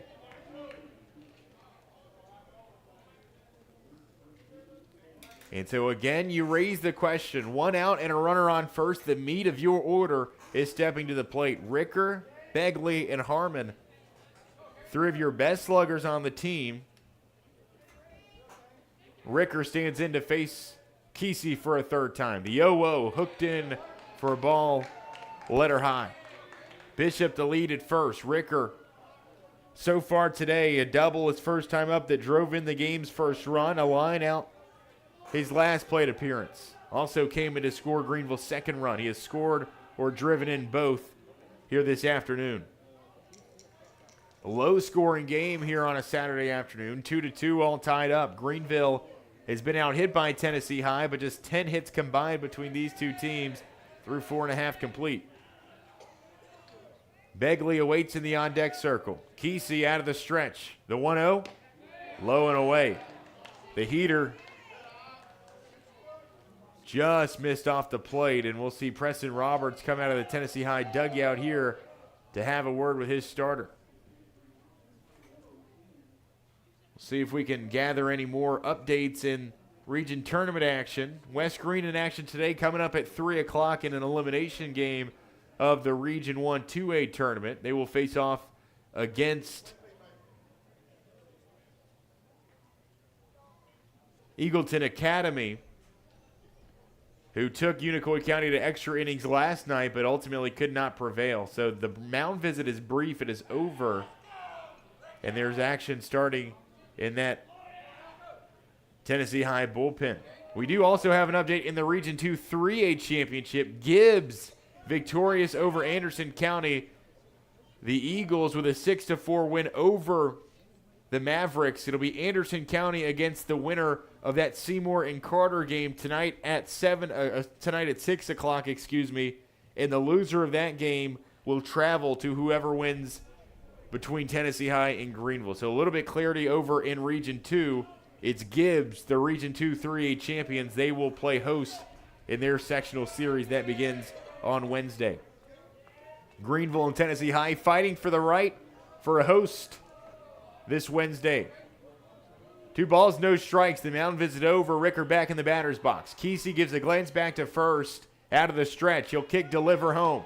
Center cut fastball for a strike. The Greene Devils choose to steal here. Bishop sliding head first. Slid off the bag and reaches back with his left foot to tag it safely after he slid about a foot too far. And he will steal his 28th bag on the season to tack on to his team-leading total. So doing what he does best, just get on base and move by the stolen base to get into scoring position. 2-1 now after the strike was thrown by Kesey. Home plate umpire will call us back into play. Big time spot here for Ricker. The 2-1. Low. Ball 3. Movement picking up in the visitors' bullpen. Did not get a great read. Don't have my binoculars in here today.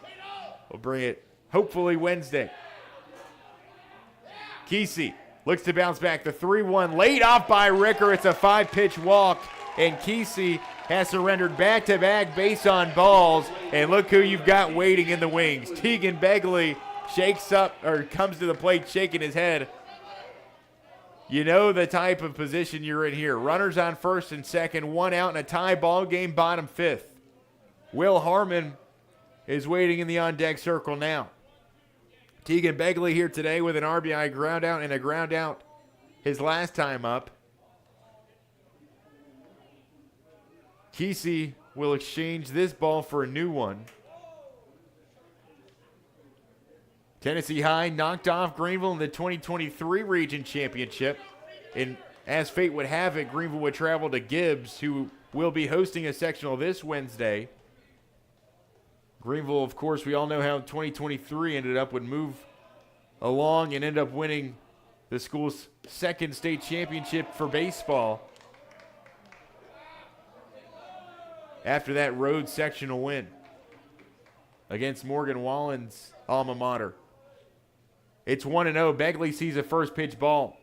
Kesey with 80 pitches so far in this one. That's why that bullpen is starting to get active here as he has struggled to put away the first two his third time through this Greeneville order. Runners at first and second. The 1-0 is cut on inside by Tegan Begley, and the count is tied 1-1. The Greeneville student body painted up here today just behind the Brigg backstop, making their voices heard. Great crowd on hand here today for a Saturday. A lot of patrons clad in green and white. Here's the 1-1. Begley watches it low. Strong contingent that also made the trip from Bristol. A lot of maroon and white in the stands to my left on the visitor side. It's 2-1 after Begley sees a ball away. Runners on first and second with just the one out. Keys delivers. Begley watches it across the knees, and that one is called a strike. Begley, second on the team and hit by a pitch, nearly tacked more onto his total right there. Nearly clipped him on the kneecap. It's 2-2. Kesey flips back to second, and they're going to grab Bishop. No, they say he's safe. And like clockwork, Preston Roberts will make his way out of the dugout and go have a word with the field umpire. And listen, I try to be as unbiased as I can. Maddox Bishop was out there at second base. A very big dispute here between Roberts and the field umpire. He is waved back to the dugout by the umpire in blue next to second base. Roberts is throwing his hands up in the air, flagrant, just belligerent in his disapproval with that call, and I'm not blaming him. That was an egregious outcome. Maddox Bishop looked to be out by at least a full step. Another timeout, another Tennessee High coach is out having a word with the home plate umpire. They'll get together to discuss, it looks like. But I'm not sure if I get yelled at for doing my job if I want to change my call after what just transpired. So the three umpires here today will get together just to the left of the pitcher's mound and discuss. In a 2-2 ball game, bottom of the fifth inning, it looked for sure like Bishop was out, and that was my initial reaction. My initial words were, and they got Bishop, but the call was safe. It looks to be safe still, as there's no clear indication as the officials disperse, and the home plate umpire goes and reaffirms that outcome with one of the members of the Tennessee High coaching staff. So safe is the call. Bishop granted a new life over at second base. Greeneville with runners on first and second. We'll see what becomes of it. We saw that third strike, a called ball that prolonged the inning and allowed Tennessee High to tie it up. And you can hear the Greeneville crowd really start to get energized. 2-2 count here for Tegan Begley. Kesey delivers. It's low for ball three, and the count is all filled up. Begley steps out, nodding his head. He'll look down the third base side and get the sign from Coach Andy Collins. Kesey looks down at the wristband on his left, gets the sign, steps on the rubber. Righty on righty here. Before we get to the payoff, Kesey with a quick appeal over to second, nothing doing. Begley will step back in to the right-handed batter's box. Rickers at first, Bishop's at second. The payoff pitch is underway. Begley swats this one, and it was on a rope. That was probably 100 off the bat, but it's foul as it very nearly decapitated the pitcher warming up in the Tennessee High bullpen. 3-2. Begley will see one more as Kesey nears pitch number 90.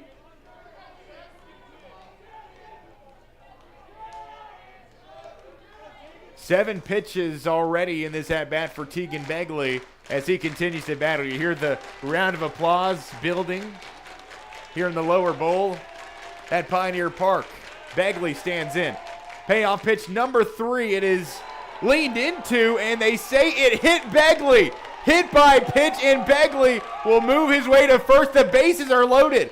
Bishop will move from second to third, and he'll take home, but it is a dead ball, so Bishop's got to go back to third base here. It's a hit by pitch officially, and the Tennessee High dugout was very, very upset with the second straight call by this officiating crew.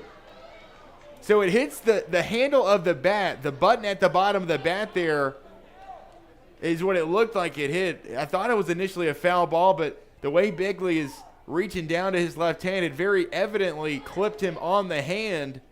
He did turn in slightly to the pitch, but it is a hit by pitch that loads the bases. 3 straight free passes here with 1 out. Walks to Bishop and Ricker, now a hit by pitch for Tegan Begley. In this game, hangs in the balance. Will Harmon will step into the left-handed batter's box. 1 out, every base occupied. Kesey delivers. Harmon swings through, strike 1. The infield playing in, the corners are playing on the infield lip. Outfield playing at normal depth, if not a touchback for the senior slugger, Will Harmon. 8 homers on the season. The 0-1 swung on for strike 2. The district player of the year and the district tournament MVP. 54 RBI this season. Got a couple waiting in the wings. The 0-2 is upstairs for ball 1. Kesey looked to elevate the fastball, but Harmon able to lay off the eye candy. Righty on lefty matchup here, and Kesey looks like has strained his calf as he makes a walk around the pitcher's mound. He's favoring that right leg, and he's looking to stretch out that lower right leg, and that is not a good sign at all for the starting pitcher for Tennessee High in Knox Kesey. Looks like it might be a cramp here as one of the members of the coaching staff will go out and stretch him out. Glenn will come out of the Greeneville dugout to have a look at him, the Greeneville athletic training staff. We'll take a break, return as soon as possible after the injury timeout. We're tied at 2, bases are loaded when we return. Greeneville and Tennessee High in the Region 1 3A championship. So why sit on the sidelines when you could be driving a brand new Chevrolet, GMC, or Cadillac from Bachman Bernard in Greeneville? Choose from the Silverado, Sierra, Terrain, Acadia, Equinox, Trax, Trailblazer, or Blazer. And wrap yourself in elegance and style while driving a Cadillac, Lyric, or the best vehicle on the planet, the Cadillac Escalade. So don't stumble, bumble, and fumble your way with other dealers. If we don't have it, we'll get it. Make the short trip to Bachman Bernard Chevrolet GMC Cadillac in Greeneville, where we will save you money.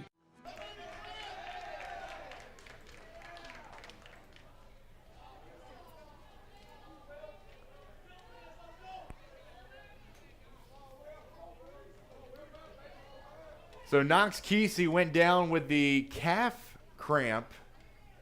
The injury timeout is over. It looks like he'll shake it out and get it stretched out well enough. He'll have a couple of warm-up pitches here and then step back up to the hill to face Will Harmon, who is down 1-2 in the count. Greeneville and Tennessee High tied at 2 in the bottom of the 5th of the Region 1 3A championship.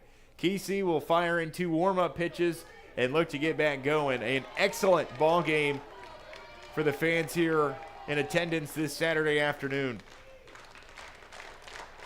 The applause picks up. 1 ball, 2 strikes for Harmon. The pitch is upstairs and ball 2 comes across. Kesey has walked 2 and hit 1 more in consecutive batters to load the bases here in the bottom of the 5th with just 1 out.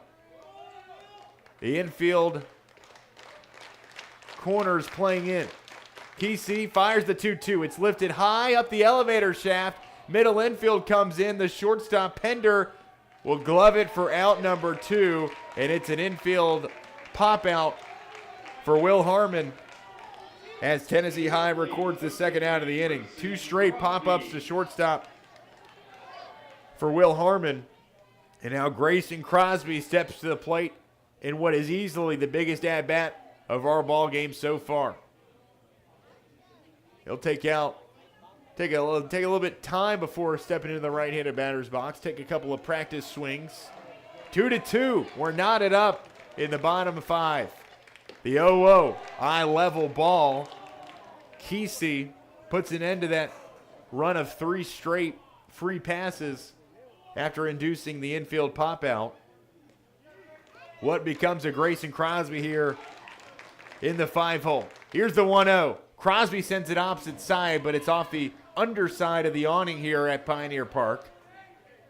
It'll stay in the seats, and Crosby will step back in. The count tied at 1-1. Greeneville, the home team here today, the host of the Region 1 3A tournament, looking for its 6th title in program history. Here's the 1-1. It's bounced up the middle. The second baseman, Muncie, will field it and throw to first. That will leave the bases loaded. What a momentum stretch and swing in favor of the Tennessee High Vikings. We remain tied at 2, and we're headed to the 6th inning of play. Greeneville, Tennessee High in the region championship right here from WGRV at Green Sports Zone.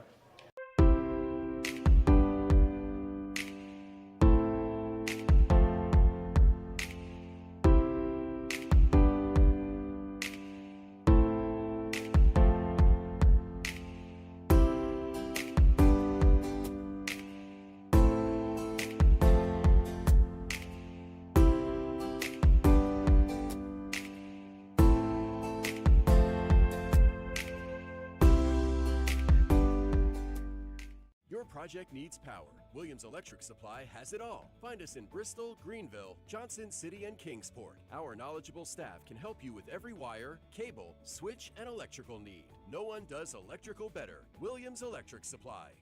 Your home needs lighting. Williams Electric Supply has it all. A showroom full of ideas for lighting your home for comfort. Find us in Bristol, Greeneville, Johnson City, and Kingsport for unique lighting and every perfect light fixture. No one does lighting better. Williams Electric Supply.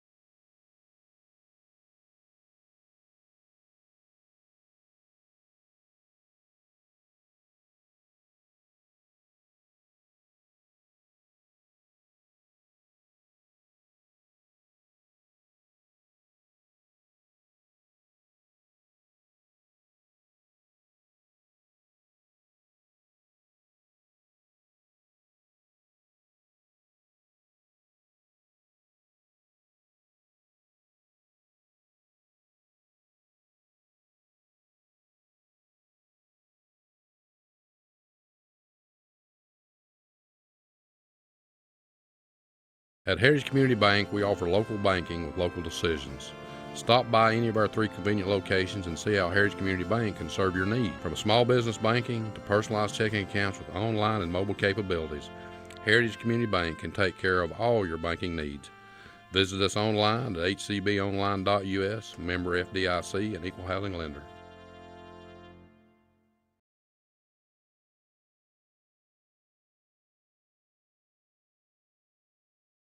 At many dealerships, you get what you'd expect. Games, gimmicks, and shady sales tactics. At Gateway Nissan in Greeneville, expect the unexpected. Low prices, convenient service, and a great buying experience. Get our Gateway exclusive lifetime powertrain warranty. No worries for life. You deserve the unexpected. It's the #1 reason you gotta get to Gateway. Shop online at GatewayNissanGreeneville.com. Or take the super short drive down Highway 11E to Gateway Nissan in Greeneville.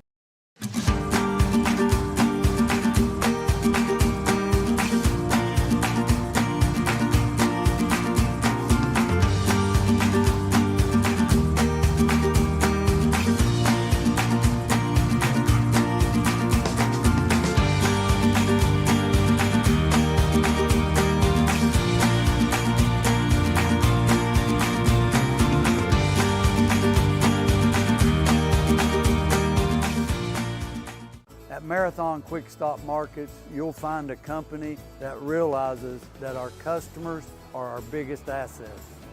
We are a locally owned company, proud to serve our community.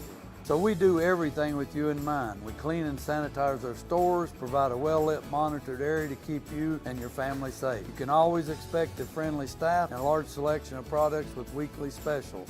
Stop in at a nearby Marathon Quick Stop Market today.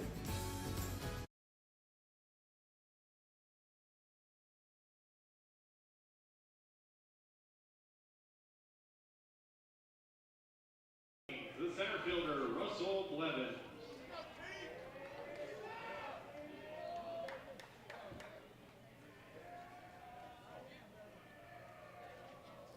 Well, Tennessee High gets their 7th hit of the day and a pitching change in effect for Greeneville before Rain and Fillers can record the first out here in the 6th. We're tied at 2 in the Region 1 3A Championship, Greeneville and Tennessee High. Tegan Begley will grab the ball and look to hold the rope for this Greeneville defense and pitching staff, and he'll fire in a first pitch strike that blazes by the bat of Blevins, who was 0 for 2 with a ground out and a pop out here today. Let's talk about that line of Rain and Fillers. We'll do it after this pitch as Begley gets set up atop the hill.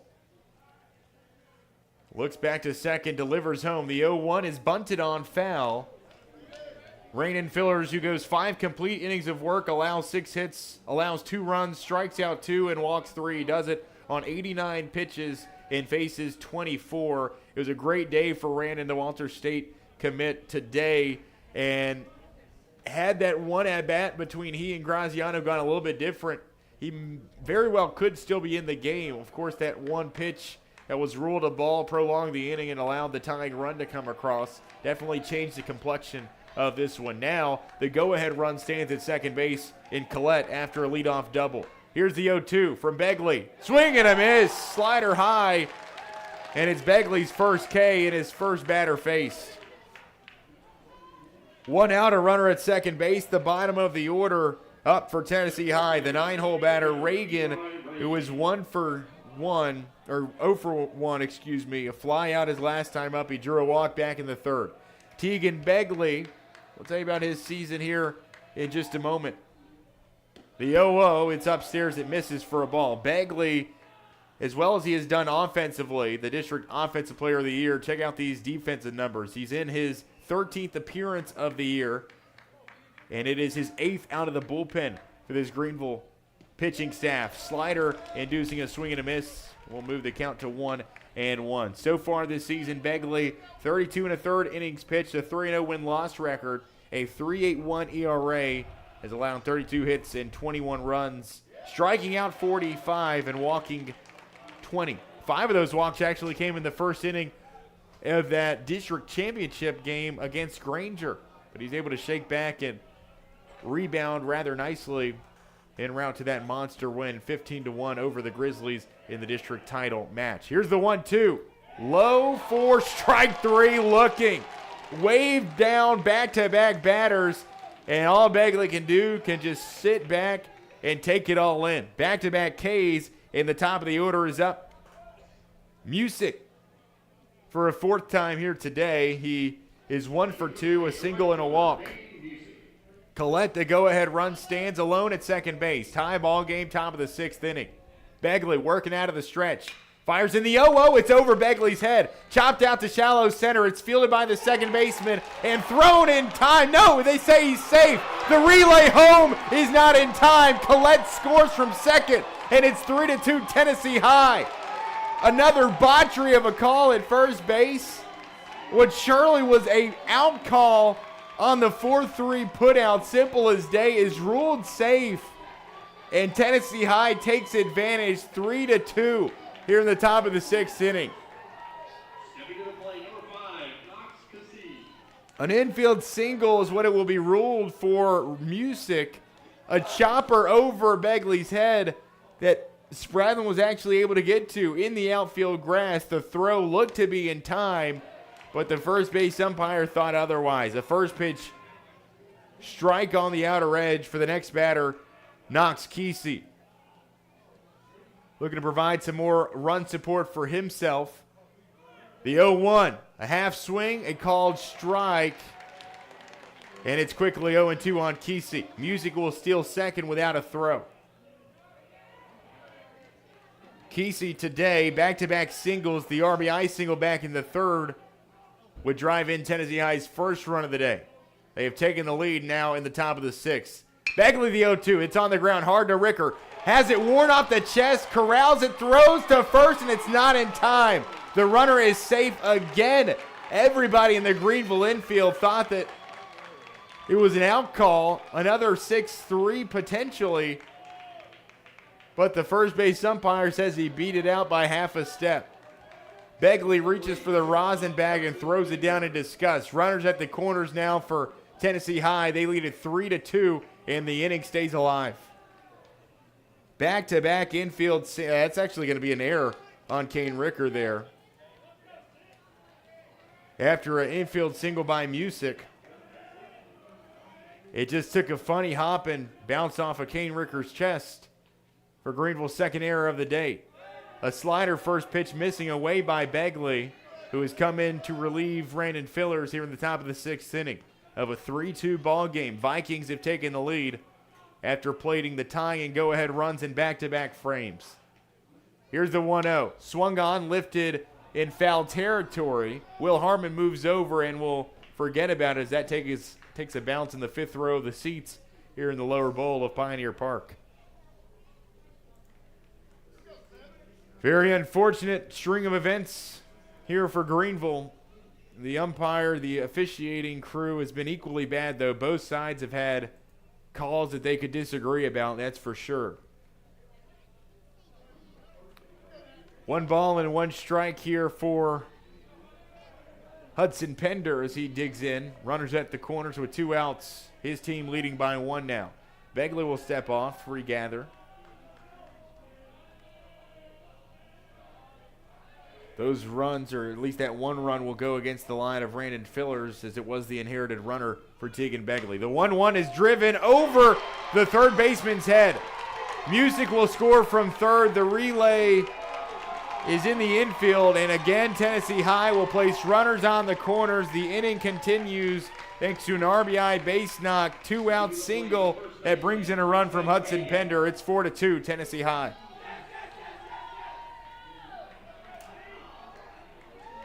And they have doubled its lead on 1 swing of the bat.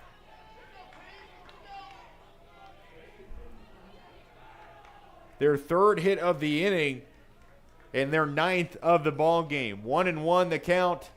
Begley back atop the rubber. The 0-0 tossed in outside ball for Fagans. Preston Fagans, the senior, stepping in so far today.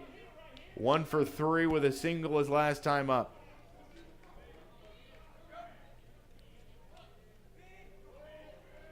Five of the last 9 batters up to the plate for Tennessee High have gotten a hit. The 1-0, a half swing back to the hill. Begley gloves it, flips it up to first. The inning is over, but not before Tennessee High plates 2. They do it on 3 hits. They will leave 2 runners left on base, but Greeneville will play for behind. They've got 6 outs left to work with. It's 4-2. We move to the bottom of the 6th here at the Region 1 3A Championship, Tennessee High and Greeneville from 99.5 WGRV and Green Sports Zone.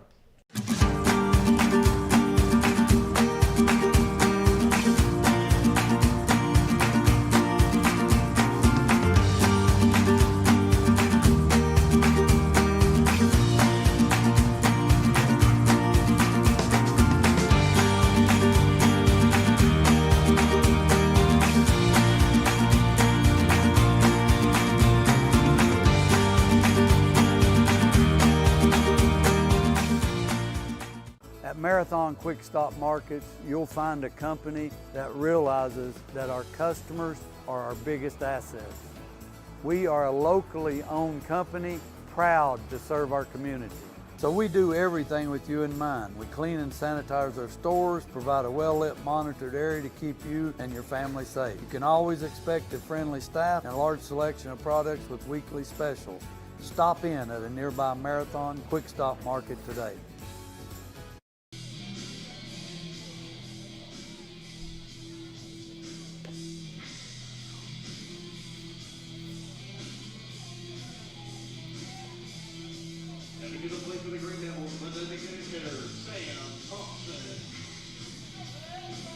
Well, we say hello again from ECU Field and Pioneer Park. Tennessee High takes a 4-2 lead over Greeneville in the top of the 6th inning. They do it on 3 hits. A leadoff double by Collette, and Randon Fillers was sent to the dugout. Tegan Begley would come in to be the first arm used out of the Greeneville bullpen. He would go strikeout, and then Music, if you remember, would put that ball deep into the 4-hole. Spradlin would get it, throw to first in time, it seemed, but eventually was called a safe ruling. It would score from Collette from second base, and then the inning would continue. An error by the Greeneville shortstop, and Kesey would reach, put runners at the corners. An RBI single by Pender, an at-bat later, would bring in the second run of the inning, and thus allow Tennessee High to take a 4-2 lead into our penultimate inning here in the Region 1 3A championship game. First pitch strike and a second pitch ball on Sam Thompson as the DH will lead things off for the Greeneville offense here in the bottom of the 6th inning. So Greeneville 6 outs left to work with. They'll play from behind for the first time today. They opened up an early 2-0 lead in the bottom of the first. They have since put up 4 straight zeros in the bottom half of the second through the 5th inning.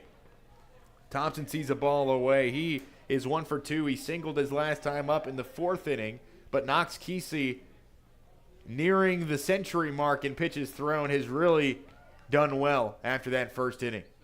Another offering here that graces the center of the plate for strike 2, and the count's all tied up here as Knox Kesey looks to get back to work. Battling with Sam Thompson here. And looks like Kesey's reaching for that left wrist this time, so we saw him go down with that calf cramp an inning ago. He's reaching down to his wrist and doing the old stop sign for those watching on Facebook, the old life lock. So a little wrist strain there for Knox Kesey, who takes a moment to stretch it out. The entire infield converges on him. It's a 2-2 count for Sam Thompson as Kesey, once again, I mean, he has put his body on the line here today at the plate, going 2 for 4 with an RBI single to help give himself some run support. On the mound, he has been special, and what a bounce back it has been for Kesey. 5 innings, 4 hits allowed, 2 strikeouts against 3 walks, and just those 2 runs allowed in the bottom of the first. He has thrown 100 pitches. The high school limit is 120. We'll see if he can get to that. There is action continuing in that Tennessee High bullpen. 2 balls and 2 strikes. Half swung on by Thompson. It's belted softly right side infield. And Thompson is thrown out. Greeneville now down to its final 5 outs of the ball game after the 4-3 put out. And with 1 out, nobody aboard, Case Spradlin, who has singled and grounded into a double play here today, will step in for a 3rd time this afternoon. It's like we'll have a pinch hit opportunity coming up for Greeneville as Siler Lewis awaits in the on-deck circle. Case Spradlin moves out of the way of ball 1 inside. Much like Greeneville, though, Tennessee High would go in that first game. They would throw their number 3 arm, expecting that they would get the win over Granger. They would save nearly everybody. They did pitch Graziano, the Walter State commit, in the last inning. He would record 2 outs. That's the guy we talked about, another guy who can run it up upper 80s and touch 90. Graziano is also available for you here today in the championship game. The 1-1 is belted back foul. For Greeneville, you've went Fillers for 5 and now Begley for an inning of relief. You've still got everybody available. We've seen Siler get up and throw, get warm. The loser of this game has to turn around, play at 7 o'clock tonight against the winner of that Granger and Davy Crockett game to be played just after this one concludes. The 1-2 and Case Spradlin, the 2-1, and Spradlin will see strike 2 on the inside corner. 2 balls and 2 strikes for the freshman as he steps back in. Base is empty. 1 out. Turns into it, nearly got clipped on the jersey as ball 3 comes around to fill the count up 3-2. Greeneville just one hit ever since the second inning, as Kesey has really rebounded. Pitch away, and this one is ball 4 for Case Spradlin. And he had to double check with the home plate umpire, make sure he wasn't being rung up. But it is a base on balls in total.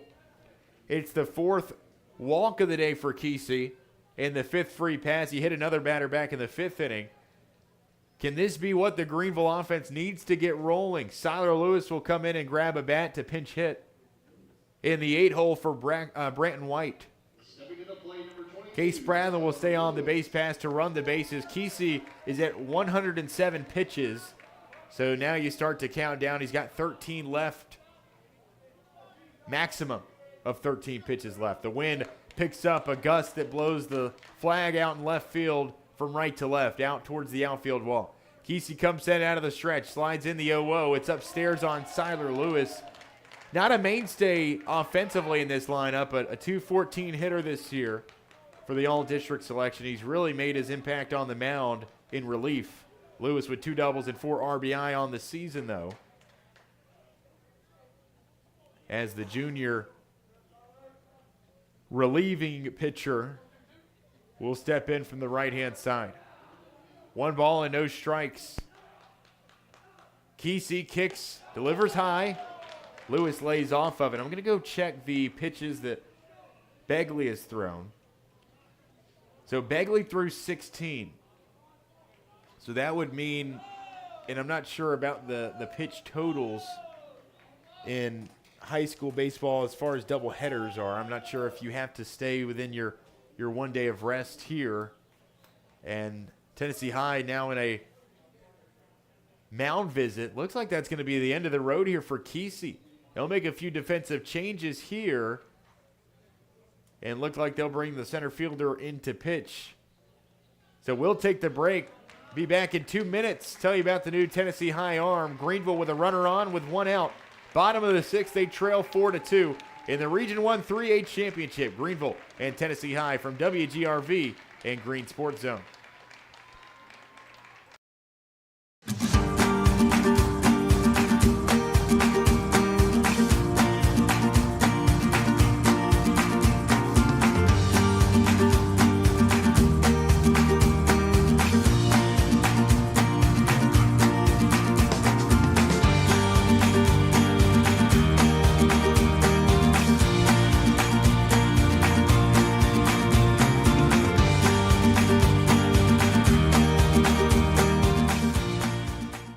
Marathon Quick Stop Markets, you'll find a company that realizes that our customers are our biggest assets.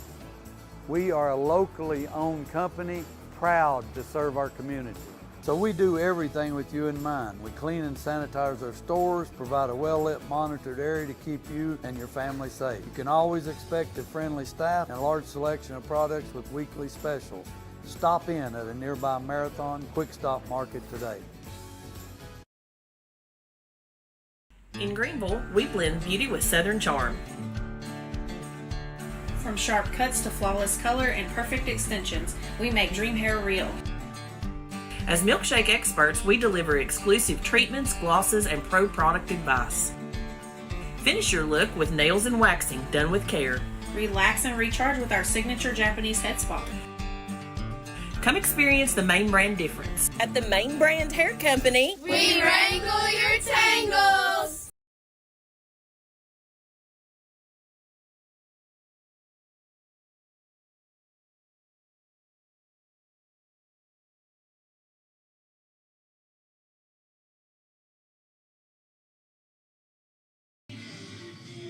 It's 4-2. Greeneville trails Tennessee High in the second to last inning of this Region 1 3A championship. They played with a lead for the entire game until Tennessee High would tie it up in the top of the 5th inning and then plate the go-ahead runs in the top half of this inning to take a 4-2 lead. They have now made a pitching change. Knox Kesey's day is done midway through the at-bat of Siler Lewis. He throws 2 pitches, gets behind 2-0 in the count. Kesey's day is finished after 5 1/3 of 4-hit, 2-run baseball after striking out 2 and walking 4. In his stead, the center fielder Russell Blevins will come in And the junior right-handed pitcher will fire a pitch away as Siler Lewis will move ahead in the count 3-0.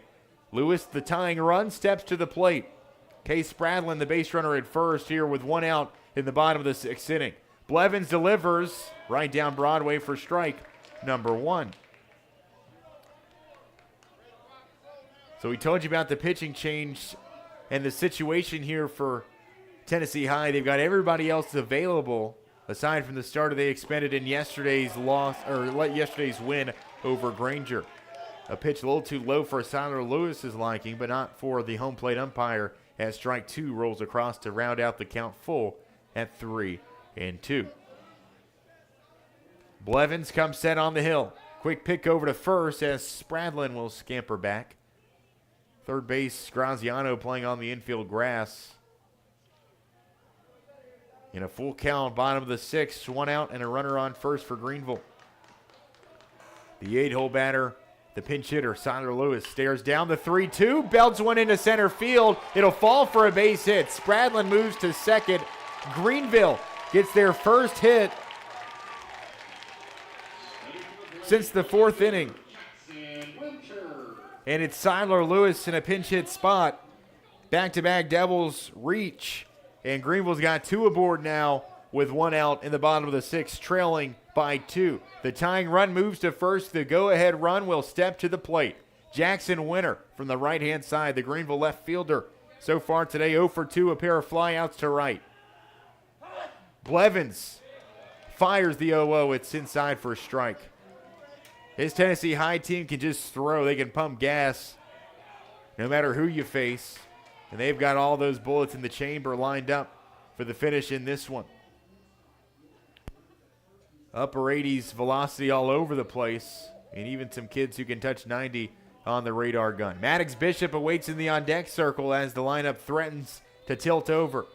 0-1. Blevins delivers. It's high and in on Jackson Winter. He does the matrix after dodging that one for ball 1. The count ties up at 1-1. It's pretty good flexibility there by Jackson Winter.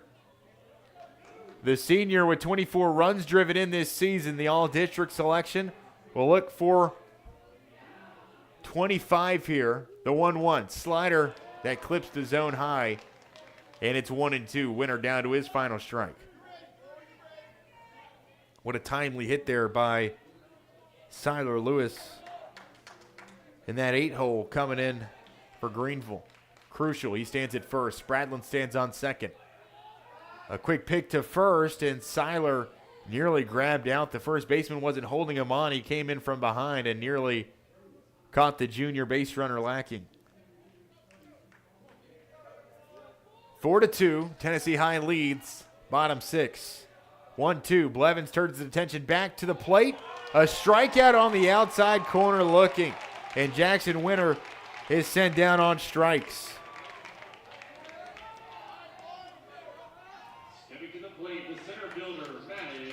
A ground out to start the frame by Thompson, then a walk and a single. A strikeout will have runners on first and second with 2 outs. The bases were left loaded last inning in the 5th inning. They've got 2 on here, looking to avoid another inning when they've left runners on. Bishop will lift this one deep, and this one's into the bullpen. You straighten that out just a little bit. It might be a fair ball. It might be an extra bag opportunity.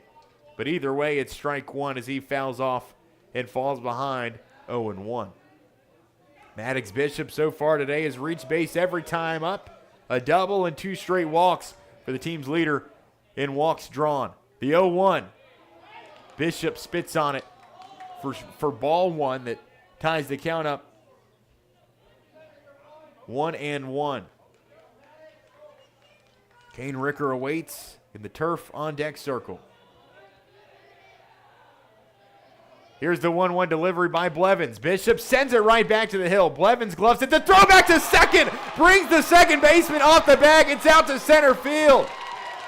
Spradlin scores from second base, and Greeneville cuts the deficit in half after the Tennessee High error.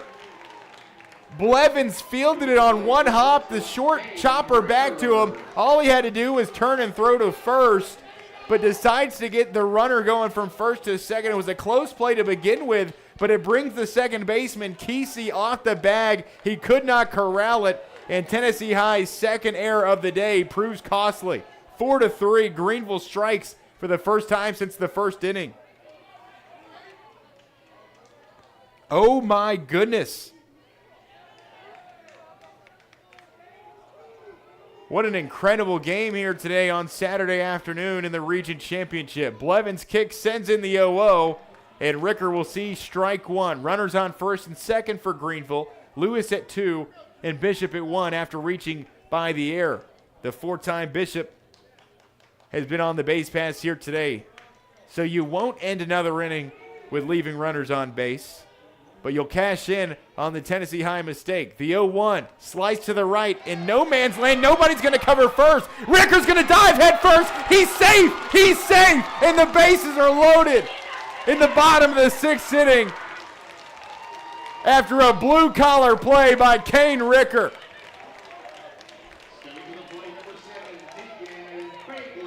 An infield single on the swinging bunt from Kane Ricker. And you've got every base occupied. Tennessee High is starting to fall apart after an error and a misplay there from the right side. It came off the bat of Ricker softly to the right side in between first and second base and right behind the pitcher's mound. But nobody was covering first. You see, Fagans came in like he was going to field it. Blevins came out of the mound like he was going to field it and glove it up, but nobody to throw to at first. He decides, I've got to go cover first. Ricker makes his way hustling down the first base side, and he dives out sprawling head first to tag the bag to avoid the tag and land safely over on the first base bag. We have the bases loaded with 2 outs in the bottom of the 6th. The tying run stands at third, and the go-ahead run is at second. And guess who's up to the plate? Tegan Begley here with 2 outs. You go Begley-Harmon in succession here. You can't avoid him. You can't pitch around him because a walk or a hit by pitch here will bring in the tying run. A swing here could absolutely change the ball game. The biggest at-bat of the game to this point. Tegan Begley stands in from the right-hand side. An error and an infield single keeps the inning going for the Cardiac Greene Devils. Before we get to the first offering, Blevins will step out and get a new sign from the dugout here. A little miscommunication between pitcher-catcher. The pitch comm not working for the Vikings battery. Blevins comes set atop the hill. Infield playing way back. Here's the 0-0. It's nearly going to hit Begley, and Begley, who was waving home Siler Lewis at third base, was waving his arms around. Lewis will stay put. Everybody stays where they're at after the wild pitch. It's a 1-0 count for Begley, who nearly got clipped in the back.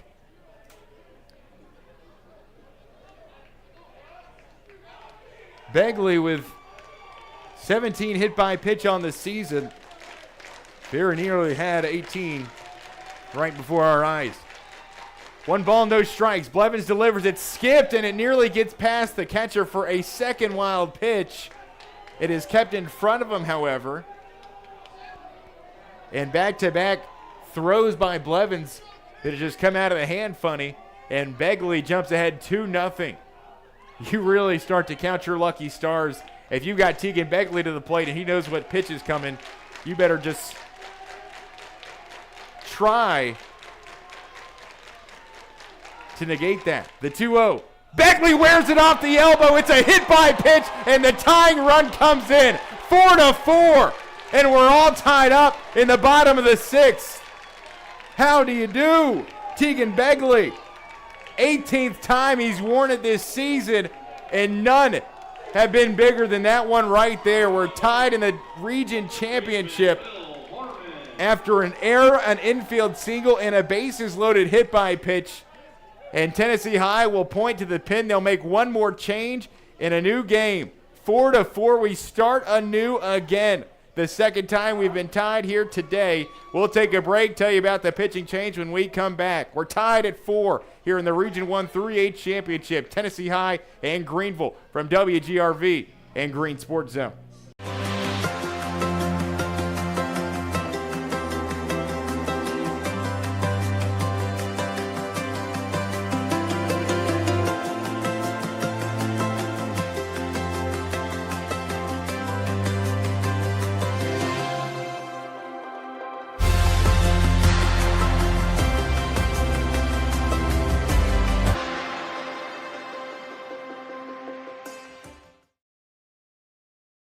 Your health deserves attention you can trust, and Q Care Medical is here for you.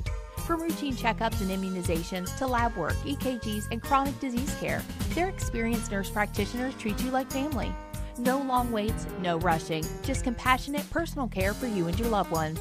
Whether it's a physical, wellness visit, or managing a health concern, Q Care Medical has you covered. Stop by Q Care Medical at 1001 Tusculum Boulevard or call 423-972-4770. Q Care Medical, healthcare you can count on.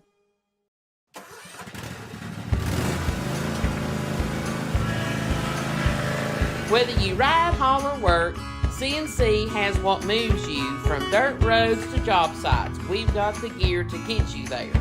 Hard-working equipment, helpful people, and honest advice. Whether you haul tools, toys, or livestock, CNC Custom Trailers has the equipment you need and the upgrades you want. CNC Custom Trailers, where you're more than just a customer, you're a neighbor. When it comes to healthcare, no one wants to feel rushed. At Abundant Healthcare Clinic in Greeneville, we take the time to listen, explain, and truly care. We're a nonprofit clinic backed by 60 years of experience from Evergreen Life Services. From sports and routine physicals to common illnesses and minor injuries, we focus on you, not the clock. Call 423-278-2501 to schedule your appointment today. Abundant Healthcare Clinic. We take the time. Others don't. So we start anew. 4-4, we're all tied up. Bottom of the sixth inning here with 2 outs, and the bases continue to be loaded. Greeneville looking to continue this 2-out rally. Will Harmon steps to the plate. The first offering by the next reliever is away for a ball. The new arm used for this Tennessee High team, it will be Eli Peters, the sophomore left-handed pitcher, as they go matchup here for the lefty on lefty matchup. 1 ball, no strikes. The 1-0, left away, ball 2. We saw a free pitch bring in the tying run just a batter ago as Begley was pegged for the 18th time this season. Do we see something similar if Harmon is able to stay patient? Peters comes set, Harmon in no hurry.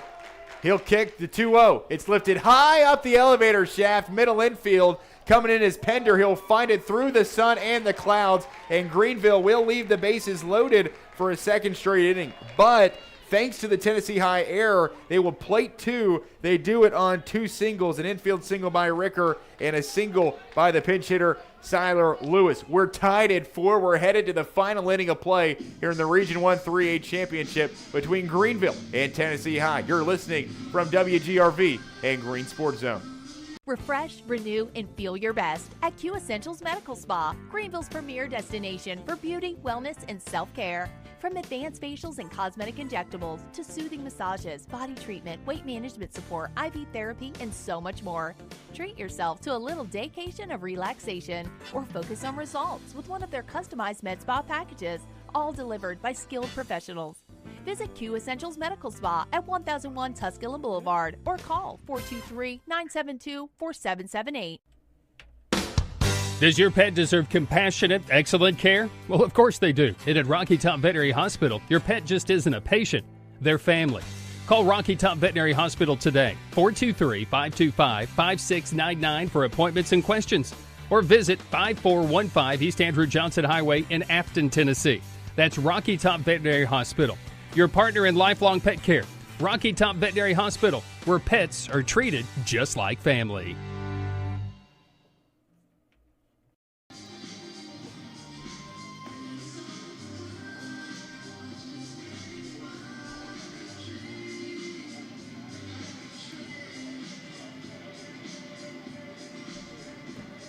Greeneville has tied it up against Tennessee High here in the Region Championship. It's 4-4. We're headed to the final inning of play. Tennessee High would take the lead in the top of the 6th with that 2 spot. Greeneville, down to its final out of the inning, would reach by the error of the pitcher on that choice to throw it back to second base. Kane Ricker would beat out the infield single. Tegan Begley would get hit by a pitch with the bases loaded to bring in the final 2 runs of the inning for Greeneville as they would take a 4-4 game here into the final inning of play. Tegan Begley still on the hill as we begin our final inning of play. Tegan coming in to relieve Brandon Fillers, who started the game for Greeneville, beginning his second inning of work. Tegan Begley has faced 6 batters. He has allowed 2 hits, 1 run, and that one was unearned due to the error. Has struck out 2, has walked none. We'll start with a ball away. On the first batter, he will see Gabe Graziano, who's got back-to-back singles in this one. Sees strike 1 on the outside corner. Graziano, the Walter State commit. Tegan Begley, the former Army baseball commit, currently uncommitted here with a few weeks left in the season. The 1-1 swung over top of by Graziano. And there's no outs, nobody on as we start the top of the 7th. Graziano in a 1-2 count. Begley out of the windup. He'll kick, deliver home, 1-2. This one a little too fast and high for Graziano's liking. 2-2, the count knotted up. Begley winds, rocks, slides home. The leg kick shortened up a little bit, as we've seen Begley accustomed to doing that here throughout the season. Here in just his second start of the last month, working primarily out of the bullpen in that latter half of April. He had his first start since April 7th in that district championship game against Granger just last week. Out of the windup, the payoff pitch to Graziano. It's belted high and deep to center field. Bishop will drift over to the right and make the grab in the center of the grass. 1 out, nobody on after the high fly by Graziano. The catcher, Austin Harbor, who is 0 for 3 today, a pair of flyouts to center field. Man, center field has been busy for both sides here today. But Harbor will step in to face the first of Tegan Begley. His first time seeing the senior right-handed pitcher was last inning. He was the first batter that Begley had faced, and he flew out to center. Here's the 0-1 by Begley. Swung on for strike 2. Begley getting ahead early and often in these counts, and he's got every pitch working in his favor. He'll get right back to the rubber, wasting no time. Out of the windup here. We'll shake off a pitch. We'll continue home. The 0-2 is called a ball. My goodness, where could you put it any better? It's 1-2. Begley out of the windup. Kicks, fires home. It's low and away. This one is a ball. And it ties the count up at 2-2. Greeneville and Tennessee High here in the region championship. Just south of here, West Greene playing for its season against Eagleton Academy. This thing is painted up on the outside corner. The slider for the 2-2 strikeout. And Tegan Begley with his 3rd K in his relief will result in the 2nd out here in the top of the 7th. Fly out, strikeout, and with 2 outs, nobody aboard. The left fielder, Trey Collette, will step in, who doubled his last time up to spark that miracle rally for Tennessee High. He led off the 6th inning, if you remember, with that double. This is a ball. Excuse me. So I said Begley, this is the final batter that Begley did not face. The first one he would face would be Blevins in that 8-hole. A half swing and a strike called. Collette down to his final strike in a 1-2 count, top 7 in a tie ball game here from Pioneer Park. Can Tegan Begley close the door and retire the side? Collette digs in. Begley out of the windup here. Fiddles with the ball in his glove. Gets the sign from home plate. Kicks and delivers. Swung on and fouled back against the backstop. Collette lives to see one more.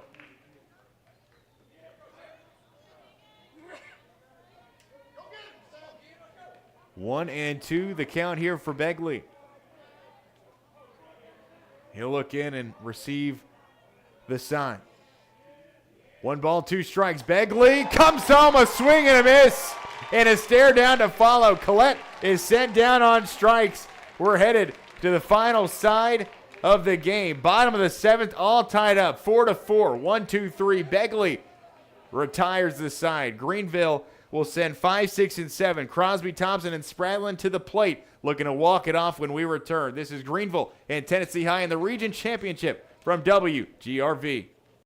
So why sit on the sidelines when you could be driving a brand new Chevrolet, GMC, or Cadillac from Bachman Bernard in Greeneville? Choose from the Silverado, Sierra, Terrain, Acadia, Equinox, Trax, Trailblazer, or Blazer. And wrap yourself in elegance and style while driving a Cadillac, Lyric, or the best vehicle on the planet, the Cadillac Escalade. So don't stumble, bumble, and fumble your way with other dealers. If we don't have it, we'll get it. Make the short trip to Bachman Bernard Chevrolet GMC Cadillac in Greeneville, where we will save you money.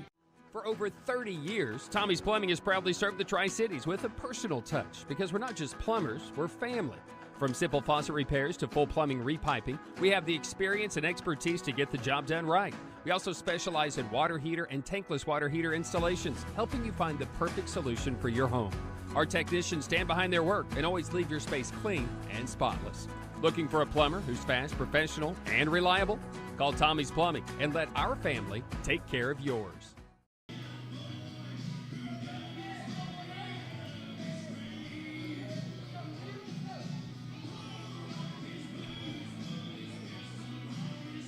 Stepping to the plate for the Greene Devils, the third baseman, Crosby.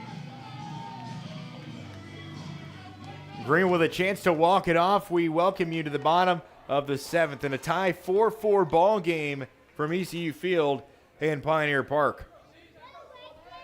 Grayson Crosby set to lead things off. He's 0 for 3, a pair of groundouts in a row. He reached by air back to lead this game off in the first inning for him. We'll see a first pitch ball. Back returning to the hill for Tennessee High. It is the sophomore lefty in Eli Peters. So lefty-righty. They went matchup for Will Harmon, who popped out for the third time today. The last time we saw a Green Devil wield the bat. The 1-0 is left away by Crosby, and he jumps ahead in the count 2-0. The walk-off run, the go-ahead walk-off run, stands at home plate in Grayson Crosby. We saw the last half inning, Greeneville pieced together a 2-out rally for the ages. Here's the 2-0. Outside, Crosby way ahead, 3-0 after ball 3. Greeneville vying for its third consecutive three-peat here in the region championship game. Looking for region title number 6 overall in program history. All have come under the direction of Coach Andy Collins. The 3-0 is on the ground. He had the green light and is straight to the glove of the shortstop. Put away for out number 1.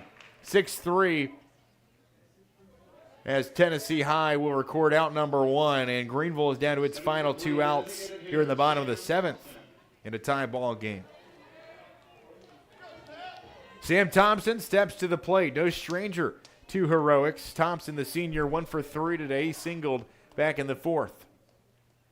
Here's the 0-0 by Peters as he'll face his second lefty seen here today. Peters beginning his third batter faced on the afternoon. Blevins came in to record an out, did allow those 2 runs to score for Greeneville. One of them would go against the line of Knox Kesey, and one against Blevins, who came in and ended up walking 2 and hitting 1 other.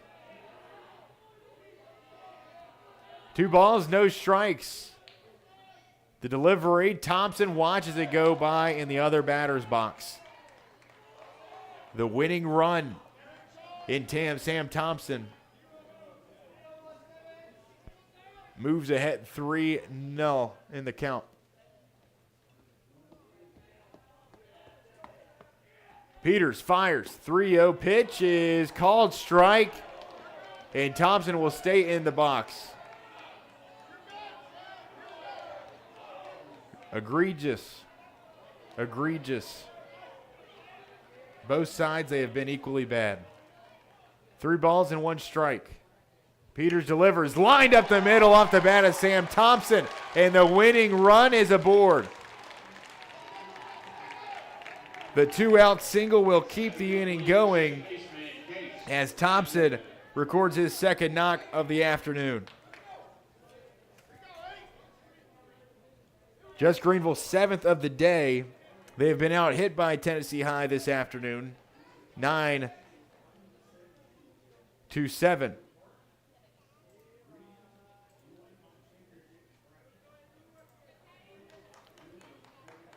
Peters comes set. The lefty will pick back to first as Thompson scampers back safely.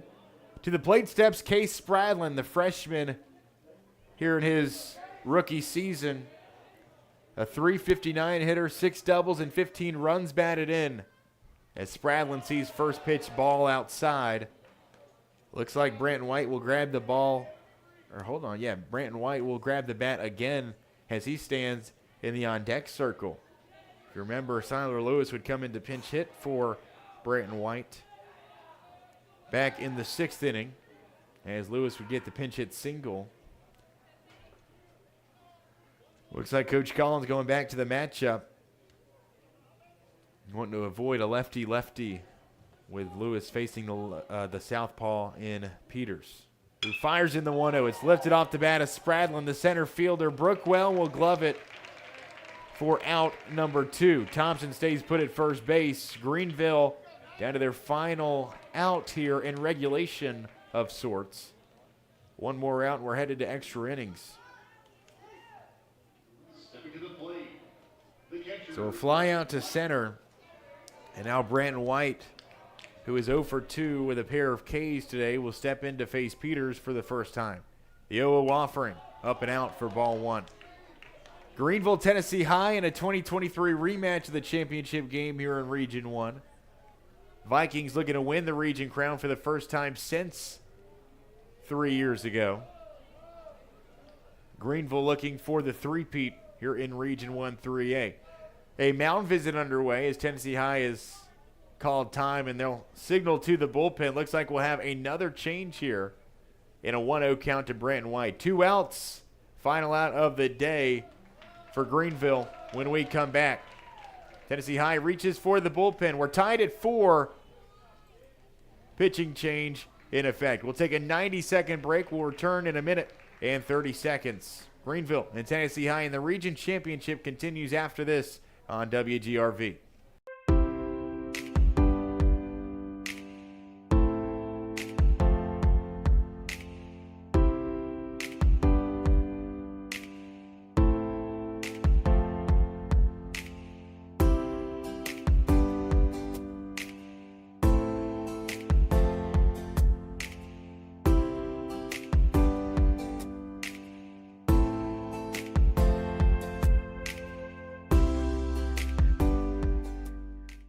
Project needs power. Williams Electric Supply has it all. Find us in Bristol, Greeneville, Johnson City, and Kingsport. Our knowledgeable staff can help you with every wire, cable, switch, and electrical need. No one does electrical better. Williams Electric Supply.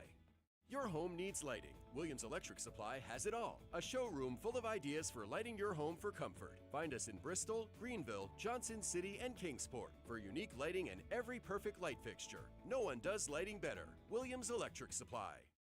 At many dealerships, you get what you'd expect. Games, gimmicks, and shady sales tactics. At Gateway Nissan in Greeneville, expect the unexpected. Low prices, convenient service, and a great buying experience. Get our Gateway exclusive lifetime powertrain warranty. No worries for life.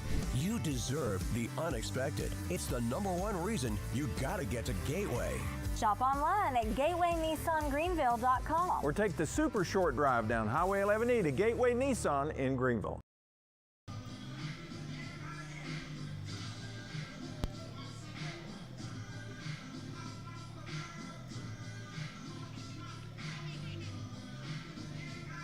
Welcome back from ECU Field and Pioneer Park. Branton White steps to the plate. A tie 4-4 ball game here in the region championship. Bottom of the 7th. Greeneville down to its final out here in the bottom of the 7th with a runner on first. The winning run, it is Sam Thompson. So Tennessee High will make the change. They'll go to the bullpen for the 3rd time in relief as Ethan Muncie, the freshman right-handed pitcher, will grab the ball and look to close this one out for Tennessee High and get out of the inning. A pinch runner on board for Greeneville as Jacob Ward, the senior catcher, will come in to run the bases, the Monterey baseball signee. So he'll come aboard for Sam Thompson. and he'll run with Brandon White at the plate, his sophomore counterpart. 1 ball, no strikes here as Muncie gets ready to throw his first offering. Here's the 1-0 to White. Low and away for a ball. A gutsy move by the Tennessee High coaching staff to go to the bullpen midway through a count. But I guess you're looking at pitch count. Peters was at 15, so you want to save him for as much as you can. Maybe playing another game today, you'd like to have him if you were to lose this one. So by keeping him at 15, you're able to save him for that elimination game at 7 if you were to fall today. 2 balls and 1 strike. Brandon White digs in. This one is fouled off the screen. And Greeneville is down to their final strike here in the 7th inning. 4-4 tie between the Greene Devils and the Vikings in the region championship. Winning run at first base. 2 outs. Muncie comes set out of the stretch, fires the 2-2, swing and a miss. And the inning is over. We're headed to extras. Grab your popcorn. We got free baseball on the way. Greeneville, Tennessee High headed to the 8th in a tie 4-4 ball game from Pioneer Park. This is Greeneville baseball from WGRV.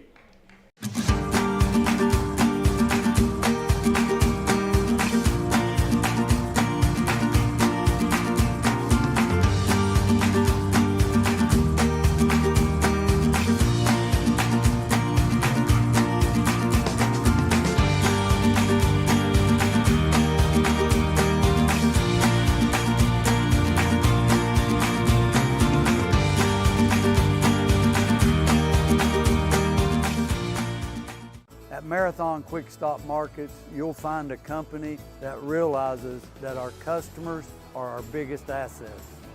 We are a locally owned company, proud to serve our community.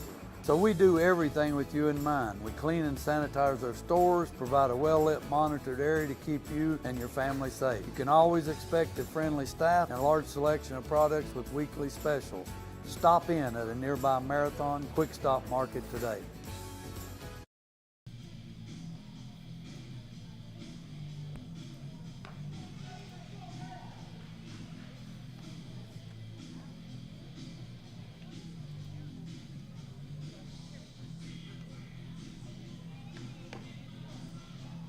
Hello, welcome back in from ECU Field and Pioneer Park. Greeneville and Tennessee High tied at 4. We head to the extra innings, the 8th inning as we begin. Tegan Begley stays out there for the home team. Greeneville will grab the bats last, so they will be in charge with, I guess, in the event that Tennessee High is to score here, to be allowed the chance to tie it up or take the lead back when we head to the bottom half of the inning. But there you have it, Greeneville and Tennessee High. We need some free baseball to determine a victor of this one. 7 innings could not decide a victor, so we will play at least one more. We saw the arms used for Tennessee High today, Kesey, Blevins, Peters, and Muncie, as Blevins, Peter, and Muncie all are available to pitch in a elimination game later this afternoon for Tennessee High. I checked. It is a 25-pitch limit for you to turn around on 0 days rest and pitch. I think that would carry over if you're going from game 1 to game 2 in a current day. I'd have to check the TSSAA record book, but either way, for Greeneville, both of the 2 arms that you have used here today, they are expended for the rest of the tournament. So is Will from last night, but Fillers with 90 pitches. Begley is at 32 pitches here today as he hops into his 3rd inning of relief. 2 innings so far for Begley as the first pitch of the 8th is away for a ball, and we've got free baseball from ECU Field and Pioneer Park. Begley out of the windup. The wind starting to pick up towards left field. Begley kicks, sends one home. It's rocketed up in the air through the cylinder. Begley comes into foul territory and will maneuver for out number 1. Finds it through the cloud cover and puts away the first out of the inning. In the bottom of the order, it was 8-9-1 to start the inning. Due up for Tennessee High now. It will be Eli Reagan to grab the bat. He is 0 for 2 today with a walk back in his first at-bat. We'll see Begley for a second time. He was a strikeout victim his last time up. 0 for 1 after Begley starts off ahead. Begley awaits the sign. Will step off after shaking off twice. And will once again toe the rubber ahead in the count. Here's the 0-1. Sent in by Begley. It's a wave for ball 1. Alongside Scott Anthony back in studio, Matthew Palazzo saying hello and glad you could join us here on a Saturday afternoon of high school baseball, Greeneville baseball in the postseason. The 1-1 waved at and missed by Reagan, and it's quickly 1-2. Begley has really mowed down most of this Tennessee High order. The only trouble came back in the 6th when you had that infield single, the error, and then the RBI single that would bring in the then go-ahead runs. Slider inducing a swing and a miss, and Begley records his second K against Reagan. And punch out number 5 in his relief. He has been special. 5 strikeouts, no walks, no hit by pitch for Begley here today. The strike percentage, we see 38 pitches, 27 of which have gone for strikes. Begley winds in the 0-0. Slider chopped to the left. Ricker in front of it. The throw is not in time. They call him safe. And Music is able to beat out another infield single. Very similar to what we saw back in the 6th. The situation which we just talked about. Music would beat out that infield single behind second base. And then Kesey, who's up now with 2 outs and a runner on first, would reach due to the air. Kesey, such a fantastic start for him today for Tennessee High, as Begley will check the runner back to first base. Everyone stays put. Kesey would go 5 1/3 innings pitched to start the game for the Vikings. 3 runs allowed, 2 strikeouts, 4 walks. He would surrender just 4 hits against the Greeneville offense. First pitch slider missing away and puts Kesey ahead 1-0 in the count.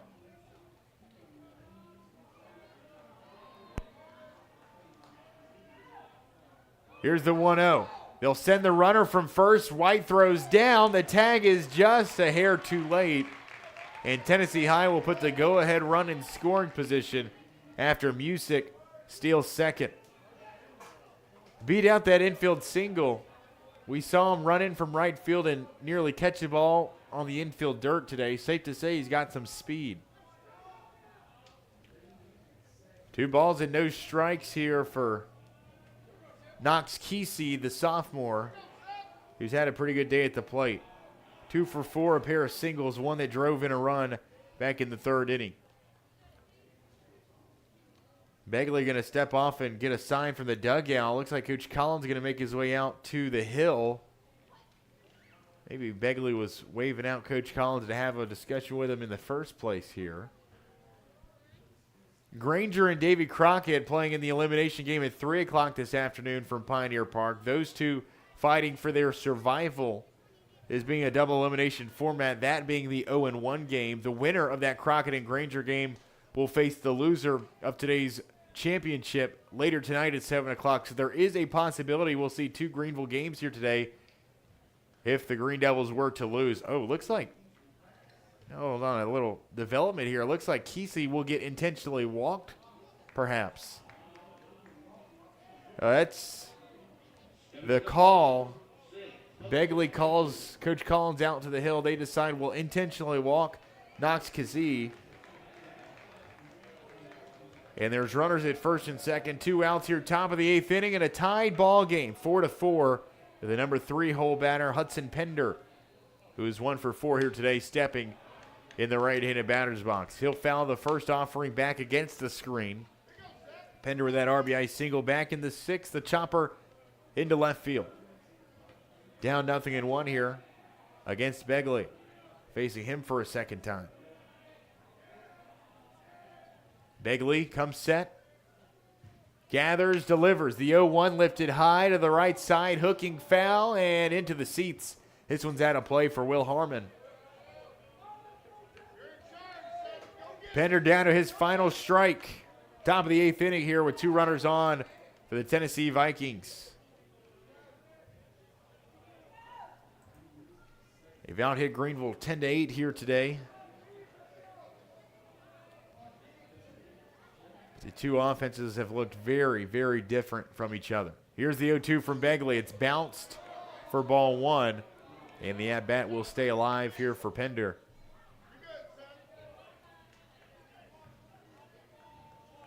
Just one extra base hits in those 10 knocks for Tennessee High. Greeneville has had 3 extra base hits across their 8 hits here this afternoon. Begley will take a step off after the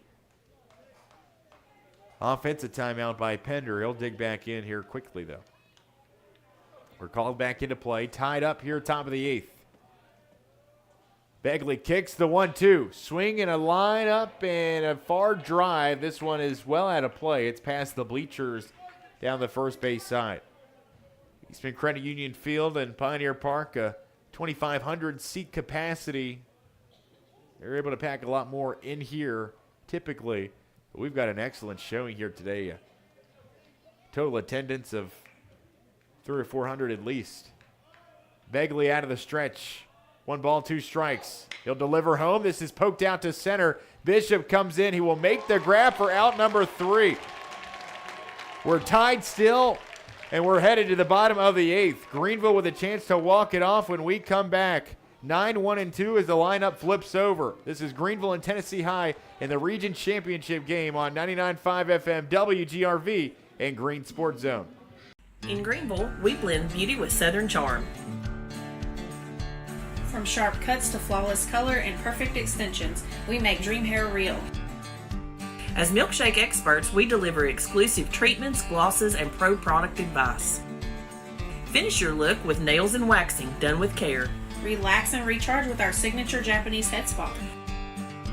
Come experience the main brand difference. At the Main Brand Hair Company, We wrangle your tangles.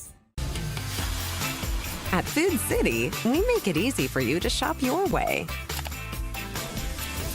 Order online and pick it up curbside, or have it delivered straight to your door with Instacart or DoorDash.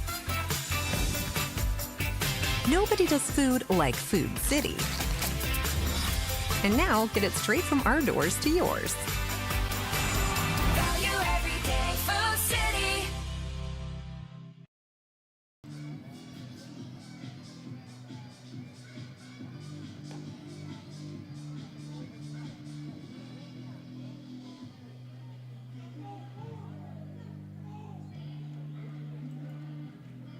Stepping to the plate, the left fielder, Jackson Winter.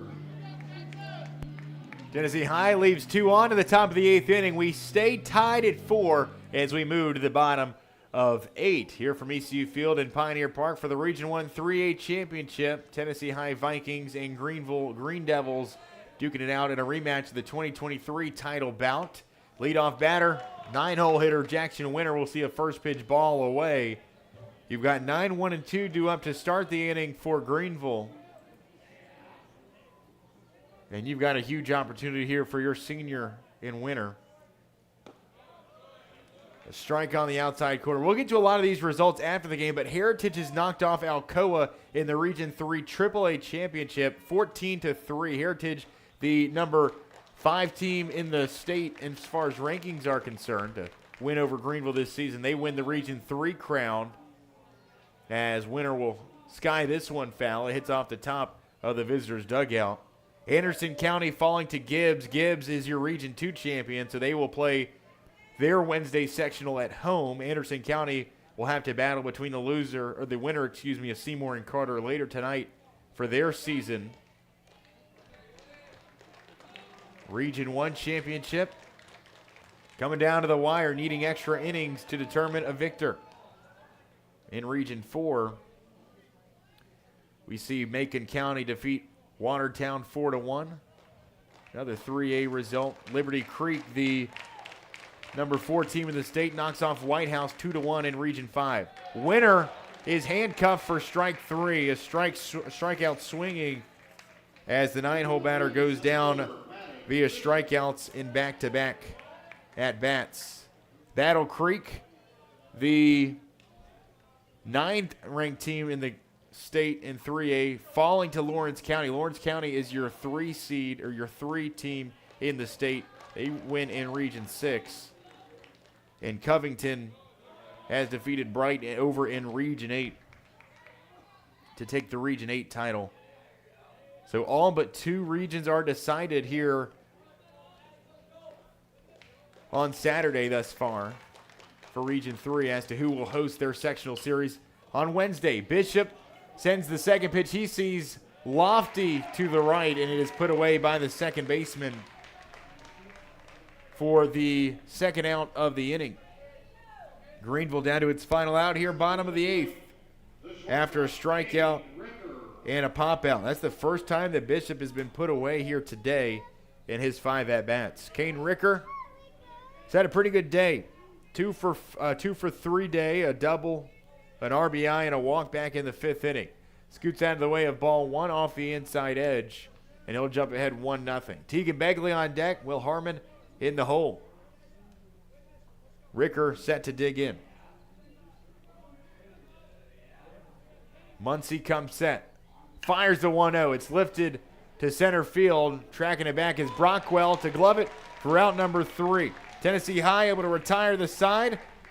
We're headed to a 9th inning. The extra innings continue. It's tied at 4 here in the Region 1 championship game from ECU Field and Pioneer Park. Tennessee High and Greeneville continues after this from WGRV and Green Sports Zone.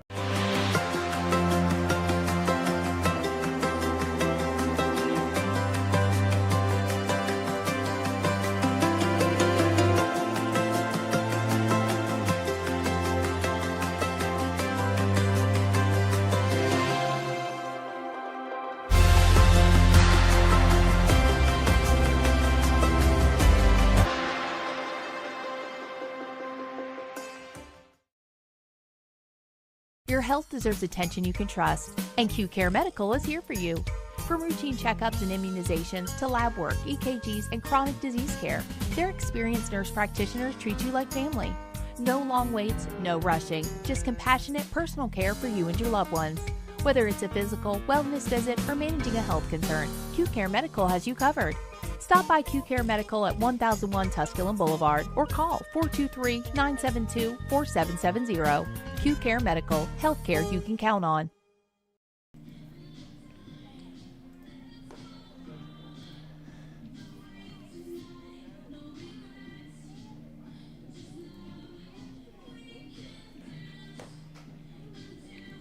Once again, welcome back in from ECU Field and Pioneer Park. Greeneville and Tennessee High tied at 4. We're headed to the top of the 9th. The free baseball continues. David Crockett and Granger with first pitch set for 4 o'clock. Well, pitch time is probably going to be pushed back by at least half an hour, as those two will have to wait a little bit longer to do battle. Greeneville and Tennessee High headed into the 9th inning of play. For the last time that Greeneville has made the state tournament in 3 straight years. The last time they have missed a sectional, you got to go back to 2022, where they did it in back-to-back seasons, 21 and 22, where they failed to reach the regional. In the 11 seasons under Coach Andy Collins, Greeneville has just missed in those 2 seasons. They have made a sectional at least in each of the other 9 years, excluding COVID in 2020. They have reached the state tournament now 5 times in their program's history. They have won the region tournament 5 times as well. This year's team looking for the three-peat, looking to join 2016, 2017, 2019, and 24 and 25 for their 6th title in program history. 1-1 the count on the leadoff bat of Fagans. He'll sky this one high to left center. Maddox Bishop comes in to make the easy grab for out number 1.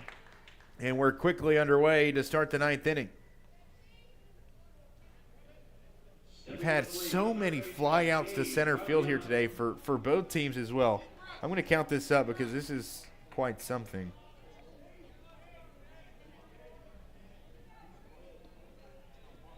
Maddox Bishop has recorded 8 putouts by himself here today.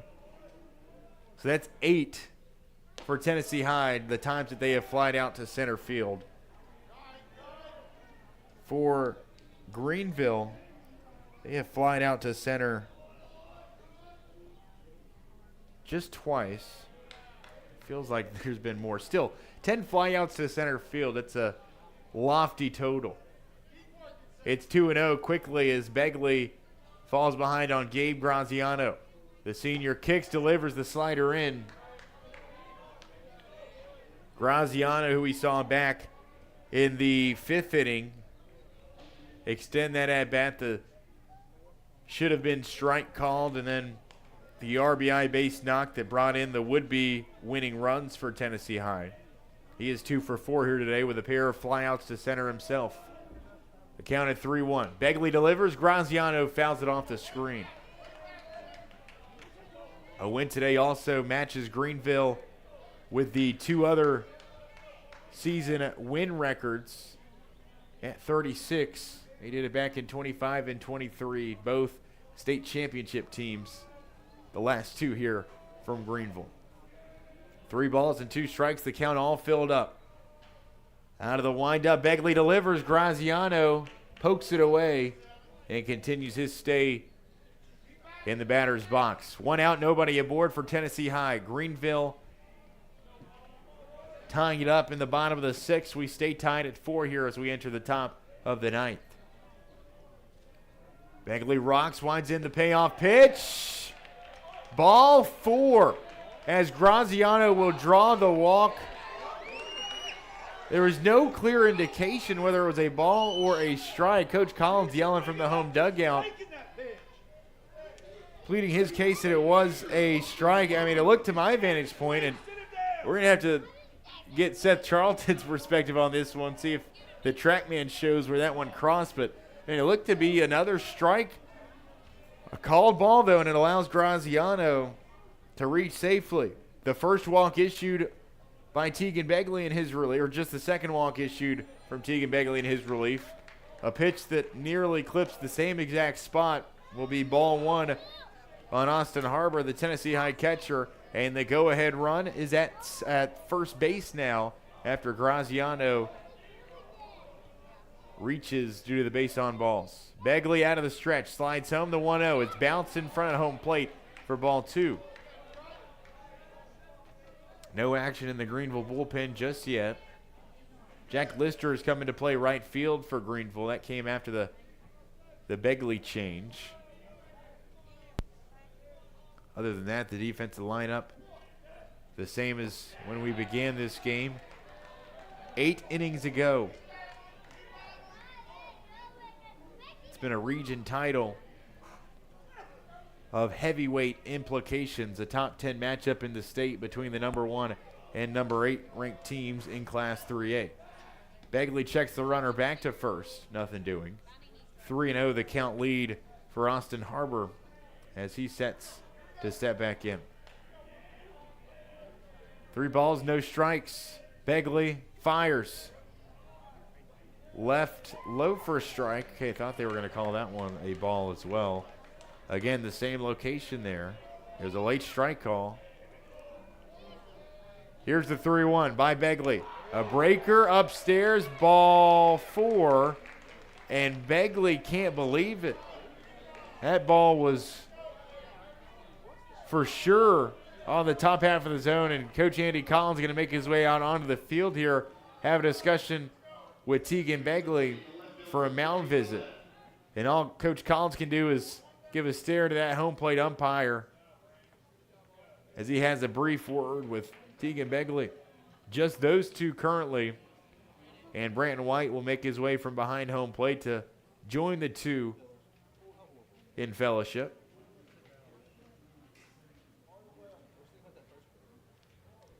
Nobody right now up and moving in the Greeneville bullpen. We've seen Siler Lewis warming in there at some point today. The mound visit is over. Coach Collins makes his way back to the home dugout. Branton White back behind home plate as well.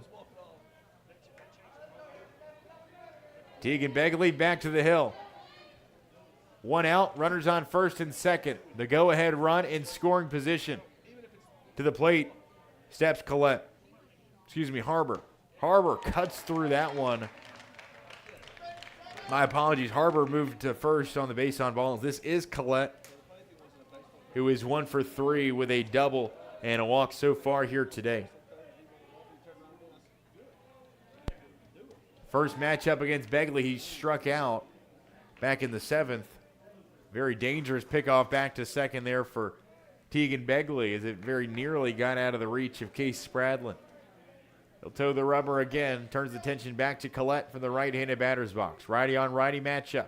Here's the 0-1. It's bounced in the dirt for ball 1, and the count is tied up at 1 apiece. Begley so far has thrown 63 pitches.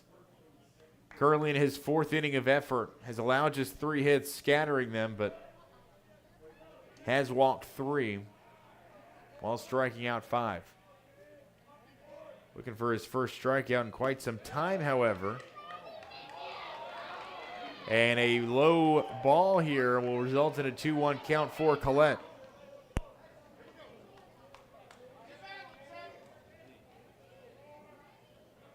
Begley back to the hill.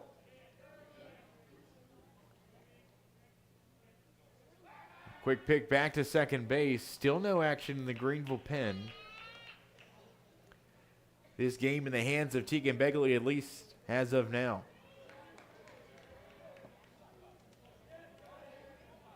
Gives a check back to second, does Begley. Kicks and delivers home. Inside, and a called ball will make a 3-1 count. A zone that has just moved all over the place here today. You can't really decipher what's a ball and what's a strike. And Greeneville has been on the opposite end of a few calls. Clips the lower part of the zone here. Got to call that one a strike. It is 3-2. Upcoming for Collette. Begley, despite laboring here in the half inning, looking to get out of the jam. Swing and a miss. Begley records the strikeout. Number 6 on the day in his relief. And he's fired up after that one. Collette, a strikeout victim in back-to-back at-bats. And now the Vikings will send Russell Blevins, the junior, to the plate after a brief word with his third base coach, Preston Roberts of Tennessee High.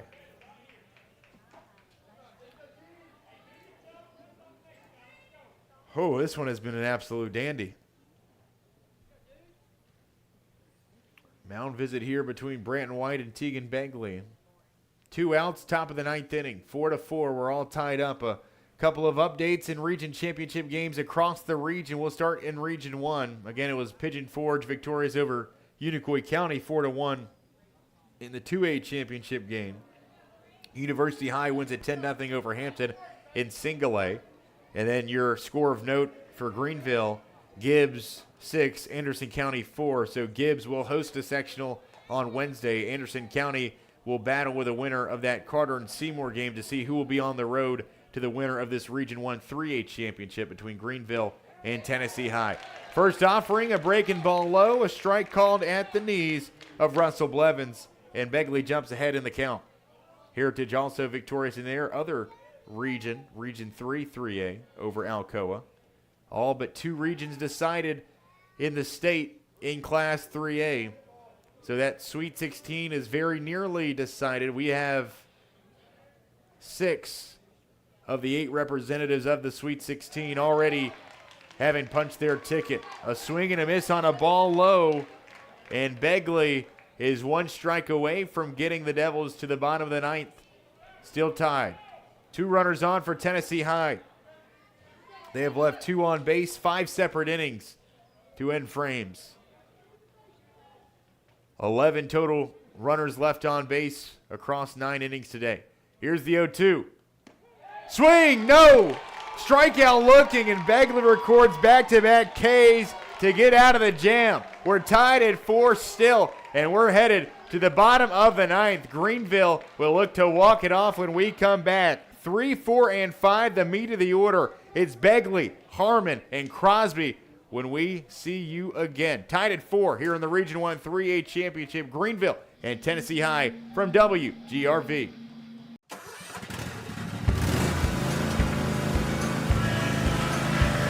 Whether you ride, haul, or work, CNC has what moves you from dirt roads to job sites. We've got the gear to get you there. Hardworking equipment, helpful people, and honest advice. Whether you haul tools, toys, or livestock, CNC Custom Trailers has the equipment you need and the upgrades you want. CNC Custom Trailers, where you're more than just a customer, you're a neighbor. When it comes to healthcare, no one wants to feel rushed. At Abundant Healthcare Clinic in Greeneville, we take the time to listen, explain, and truly care. We're a nonprofit clinic backed by 60 years of experience from Evergreen Life Services. From sports and routine physicals to common illnesses and minor injuries, we focus on you, not the clock. Call 423-278-2501 to schedule your appointment today. Abundant Healthcare Clinic. We take the time, others don't.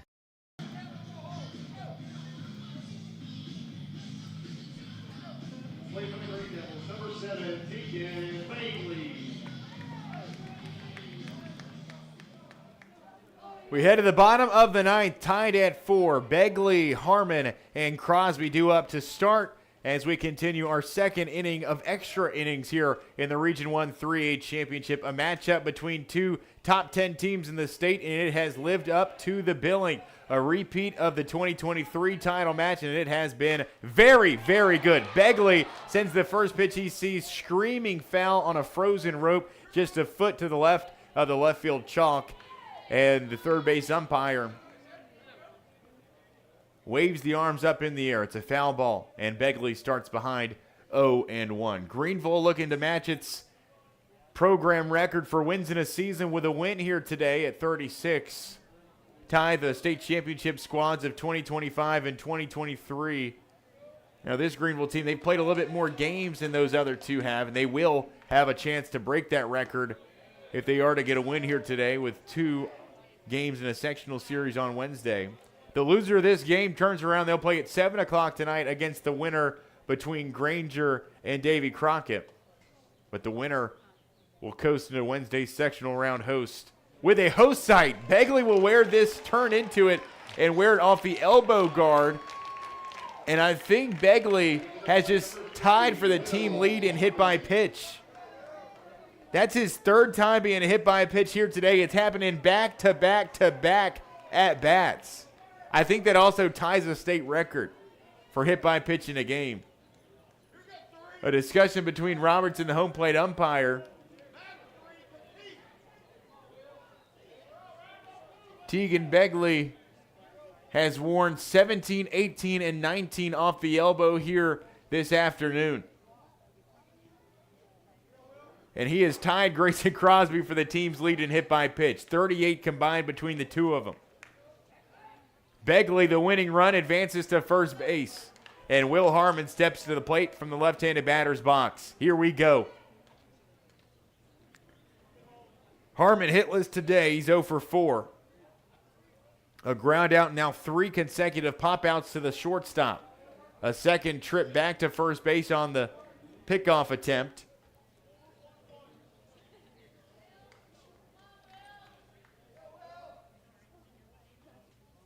Tied at 4 here in the region title match. Harmon stares down the barrel. The 0-0 is lifted high and deep. It's drifting back. The right fielder will make the catch a few feet shy of the track. Ranging back to his right. Music will keep the game alive after an incredible grab. What a shot and charge off the bat of Will Harmon. That one was very nearly enough to call ball game. A few extra feet. Music may not be able to get to it, and we might have ourselves a 5-4 walk-off. But Music, a couple of excellent plays here today on defense, makes another one, and this one ultimately saves the game for Tennessee High. Begley stays at first. Harmon heads back to the dugout. 1 out and a runner on first. Another pickoff back to first base after the high and loud fly out to right field. Oh, my goodness. That one was hit extremely well. And now Grayson Crosby will step in with 1 out and the winning run at first base. Tied at 4 here in the bottom of the 9th inning.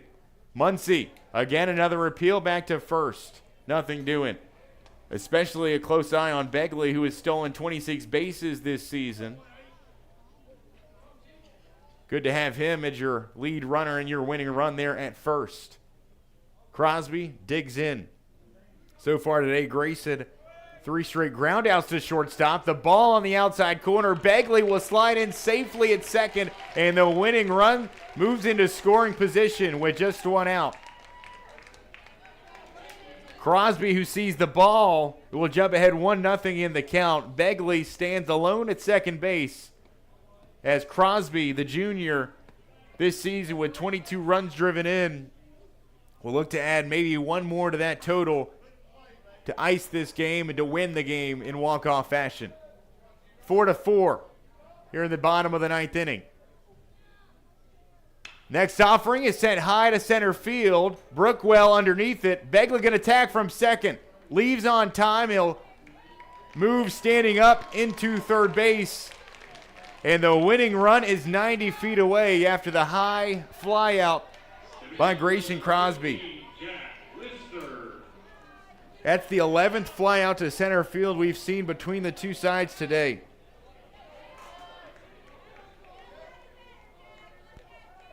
Tied at 4, bottom of the 9th.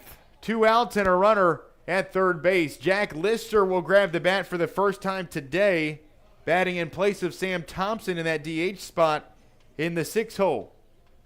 Coach Collins going to make his way to home and explain the decision to the home plate umpire, while Begley stands with the helmet off at third base. So Jack Lister will grab the bat, the neon pink batting gloves, looking to play hero here in the bottom of the 8th inning. Bottom of the 9th inning, excuse me. The junior Lister, a .408 batter on the season. 3 doubles, 10 RBI on his line offensively this year. Muncy looking to prevent catastrophe here for Tennessee High. The 4th arm used and the 3rd out of the pen for Tennessee this afternoon. Facing Lister in the 6th hole. Can Lister call game? Begley stands 90 feet away. The winning run. The oh-whoa very nearly clipped off the left sleeve of Jack Lister, that right-handed batter's box. And everybody's waiting on pins and needles here in front of an excellent crowd on a Saturday afternoon from Tusculum University. Muncy out of the stretch, awaits the sign, comes set, gathers, kicks and delivers the 1-0. Called strike outside corner. Lister sees the count tied up at 1 apiece. Begley stays patient, standing at third. Jack Lister waves the bat as he steps back in. 1 ball, 1 strike. Muncy delivers. Lister sends it high to center field. Moving back, the center fielder can't find it. It goes over Brookwell's head, and the Greene Devils walk it off. Jack Lister with a single over the center fielder's head, and Greeneville walks it off. 5-4 is your final.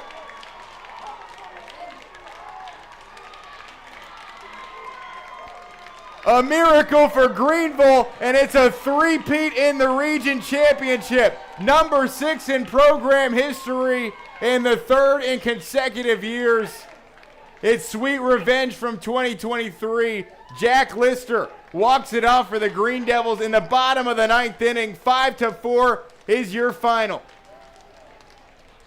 Tegan Begley comes in to score the game's winning run. Wow.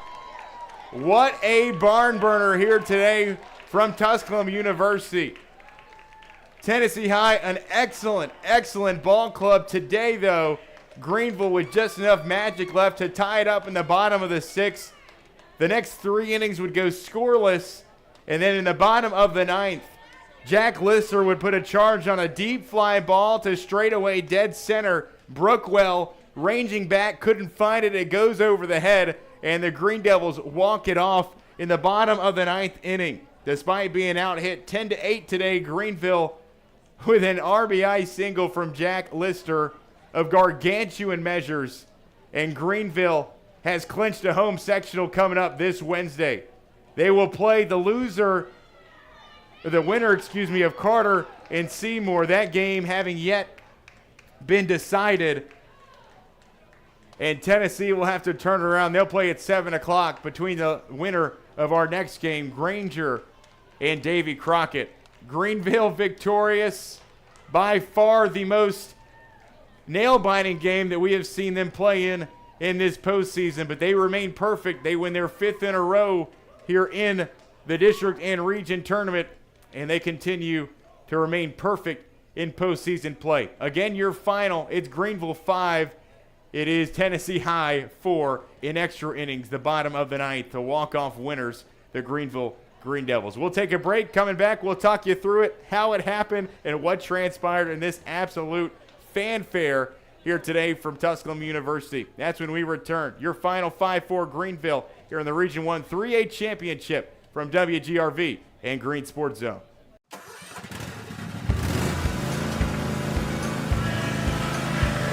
Whether you ride, haul, or work, CNC has what moves you from dirt roads to job sites. We've got the gear to get you there. Hard-working equipment, helpful people, and honest advice. Whether you haul tools, toys, or livestock, CNC Custom Trailers has the equipment you need and the upgrades you want. CNC Custom Trailers, where you're more than just a customer, you're a neighbor. When it comes to healthcare, no one wants to feel rushed. At Abundant Healthcare Clinic in Greeneville, we take the time to listen, explain, and truly care. We're a nonprofit clinic backed by 60 years of experience from Evergreen Life Services. From sports and routine physicals to common illnesses and minor injuries, we focus on you, not the clock. Call 423-278-2501 to schedule your appointment today. Abundant Healthcare Clinic. We take the time. Others don't. Refresh, renew, and feel your best at Q Essentials Medical Spa, Greeneville's premier destination for beauty, wellness, and self-care.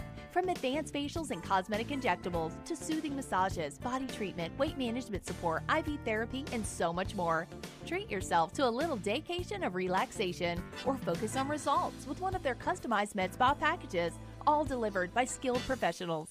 Visit Q Essentials Medical Spa at 1001 Tusculum Boulevard or call 423-972-4778. Does your pet deserve compassionate, excellent care? Well, of course they do. And at Rocky Top Veterinary Hospital, your pet just isn't a patient, they're family. Call Rocky Top Veterinary Hospital today, 423-525-5699 for appointments and questions. Or visit 5415 East Andrew Johnson Highway in Afton, Tennessee. That's Rocky Top Veterinary Hospital, your partner in lifelong pet care. Rocky Top Veterinary Hospital, where pets are treated just like family. And now, your Region 1 3A champions, the Greeneville Greene Devils.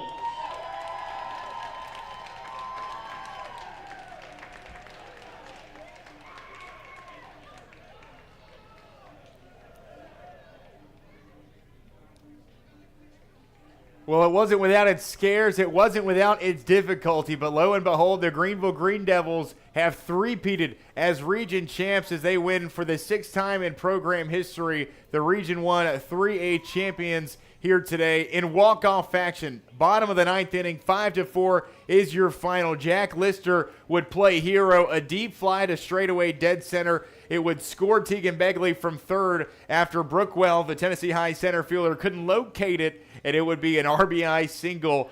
Walk-off winners in the bottom of the 9th inning. 5-4, once again, your final line. It is Greeneville, 5 runs on 8 hits, 2 errors. They would leave 9 runners on base. Tennessee High, 4 runs on 10 hits. They would commit 3 errors themselves and leave 13 runners on base here today. Tennessee High turns around. They'll play the winner of Granger and Davy Crockett. Our next game here today at the ballpark later tonight at 7 o'clock.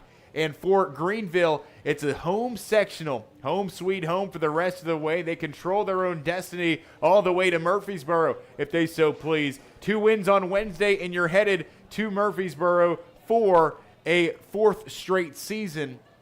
We'll see if it becomes of that. They will face off against the loser, or the winner, of that game between Anderson County and the winner of that Carter and Seymour game. Still no update on that Carter and Seymour game.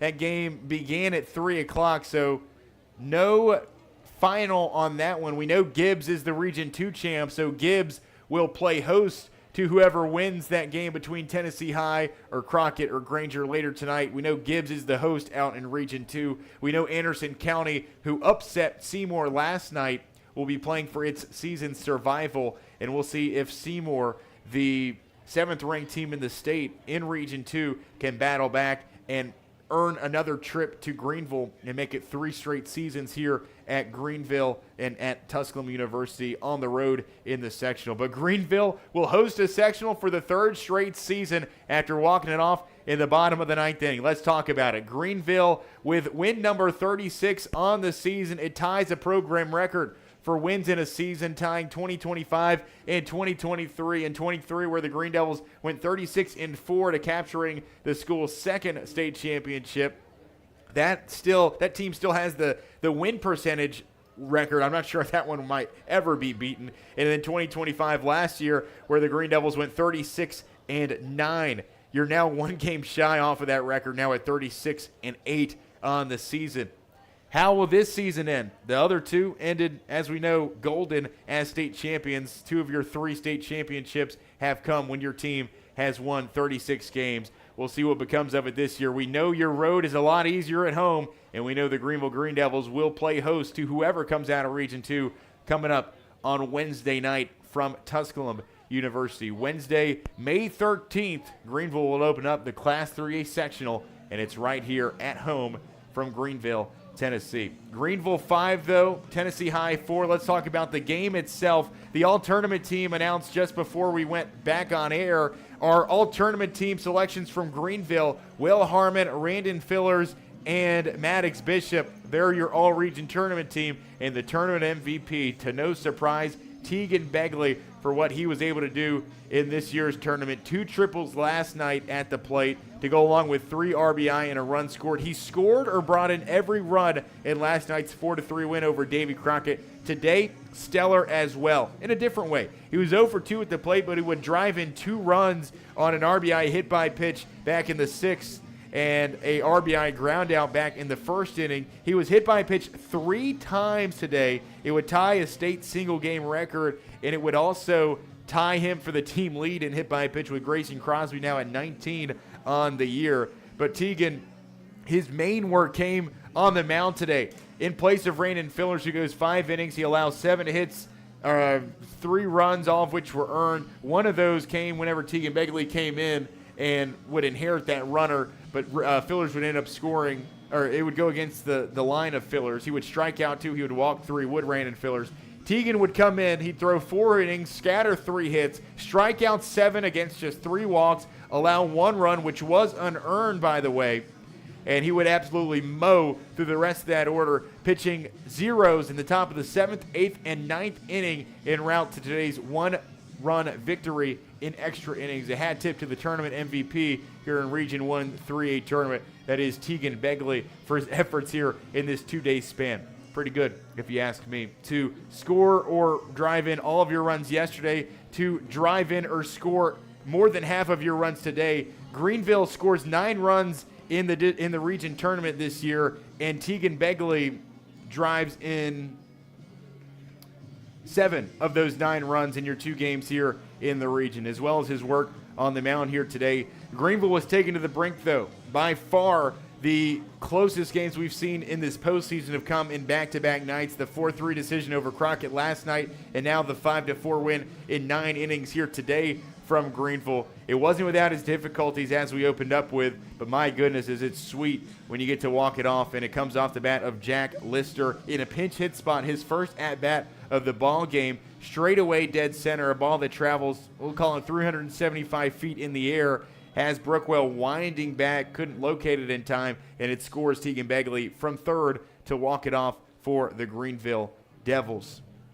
8 hits, though. It wasn't a game in which you bullied the baseball at all. Greeneville would have 4 extra base hits in those 8 hits, though, much like we saw a night ago, where they have over half of their hits account 4 extra base hits. The double by Lister is what it's officially ruled as, the RBI double.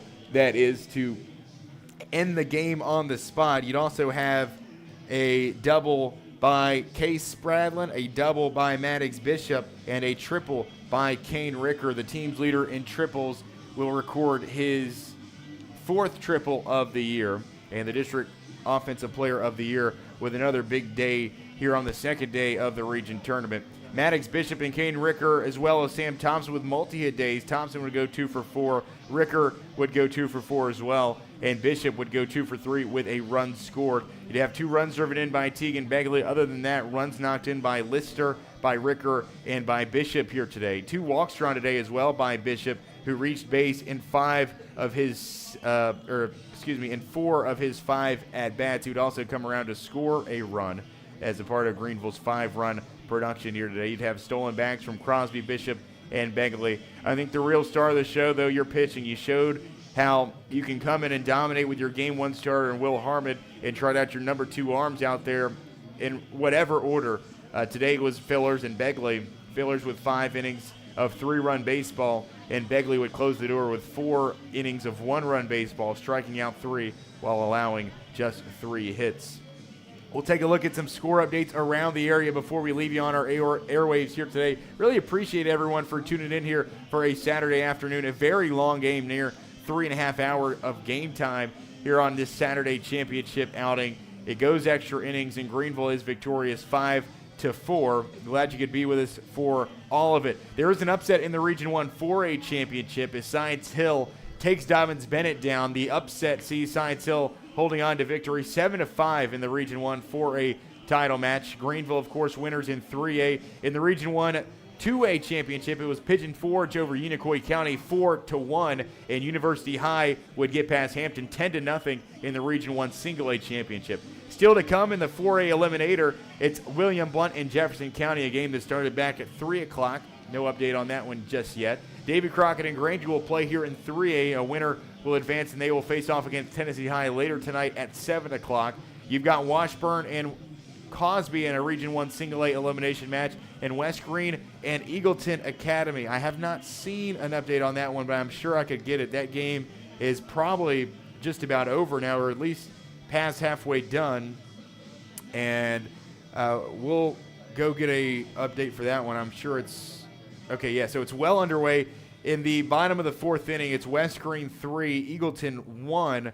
The Buffs would score on a wild pitch and an RBI double from Ethan Carpenter.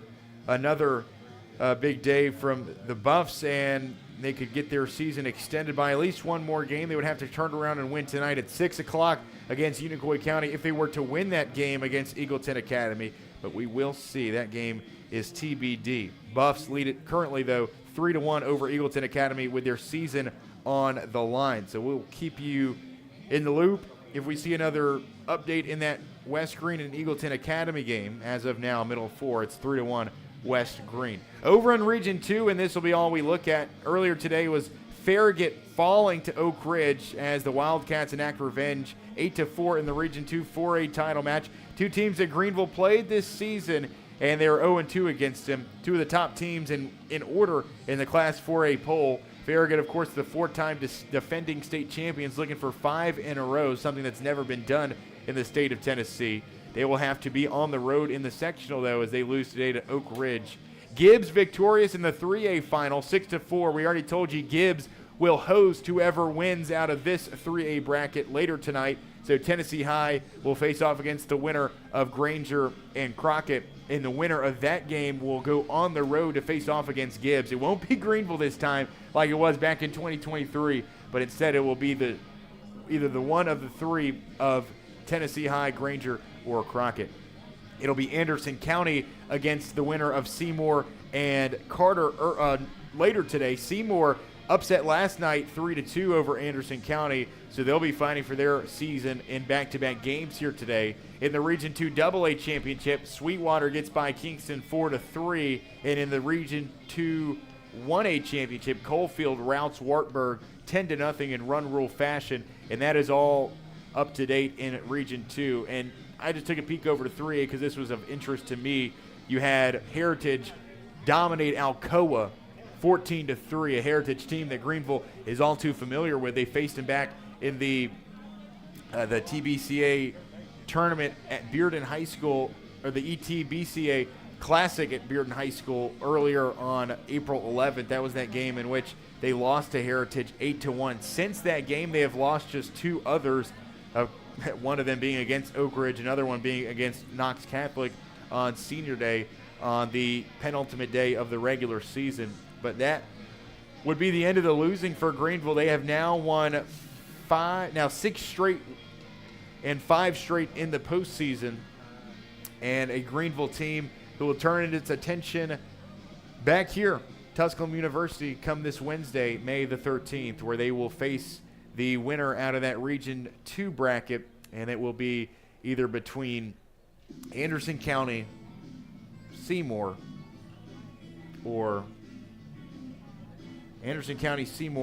Carter. That'll be one of the 3 opponents that Greeneville will face. No updates on that one. You'll have to check our socials. Check our website at greensportzone.com to get all the latest of your postseason baseball fix. We got you covered wherever you do social media. We will have all the latest updates and matchups and potential matchups scrolling across. And check our Twitter page as well. Tate Russell here today will provide a full photo gallery write-up and recap from today's walk-off win for the Greeneville Greene Devils 5-4 over the Tennessee High Vikings. Miraculous fashion. Greeneville ties a single-season program record in wins, notching the 25-23 team. Andy Collins wins win number 299, so a win on Wednesday will give him career win number 300. That's another thing to fight for if you're the Greeneville Greene Devils coming up this Wednesday. Collins in his 11th season, already in his 6th season of a team that has won 30 wins here at Greeneville. Already the all-time winningest senior class here at Greeneville High School. Just so many fun storylines that you can ooh and ah at, and I'm sure we'll have many more to come as Greeneville will play host to a sectional coming up this Wednesday against an opponent TBD. Glad you could join us. Thankful for you to stay with us throughout all of our postseason madness. Coming up this week, we'll have coverage of the Greeneville baseball team in their home sectional this Wednesday from Pioneer Park. We'll see if we can get coverage of the regional that North Greene softball is in. North Greene, the only other team playing at home this Monday. For South Greene, I believe they're on the road coming up to start the week in their region tournament. So I think we'll be at North Greene Monday, maybe Wednesday if we're lucky. I know that might conflict with the Greeneville baseball schedule, but North Greene girls softball team could be playing in a region championship on Wednesday from home. So that's a big deal as well. Congratulations to them. Greeneville softball season ended last night. It's West Greene fighting for their season survival today. So far they're ahead 3-1 over Eagleton Academy. We'll fight for one final update on that one. If not, I think that might be all she wrote for our broadcast here this afternoon. Tyler Nichols covering that game for Green Sports Zone, and still no update. Still 3-1 West Greene. That game that was headed into the bottom of the 4th 20 minutes ago. So stay glued to the socials. Again, you know where to find it. Anywhere you do social media, we got you covered. Green Sports Zone and greensportzone.com. Anyways, thankful for our broadcast crew here today. Once again, your final from Tusculum University. It's Tennessee High. 4 runs on 10 hits, 3 errors, and 13 runners left on base.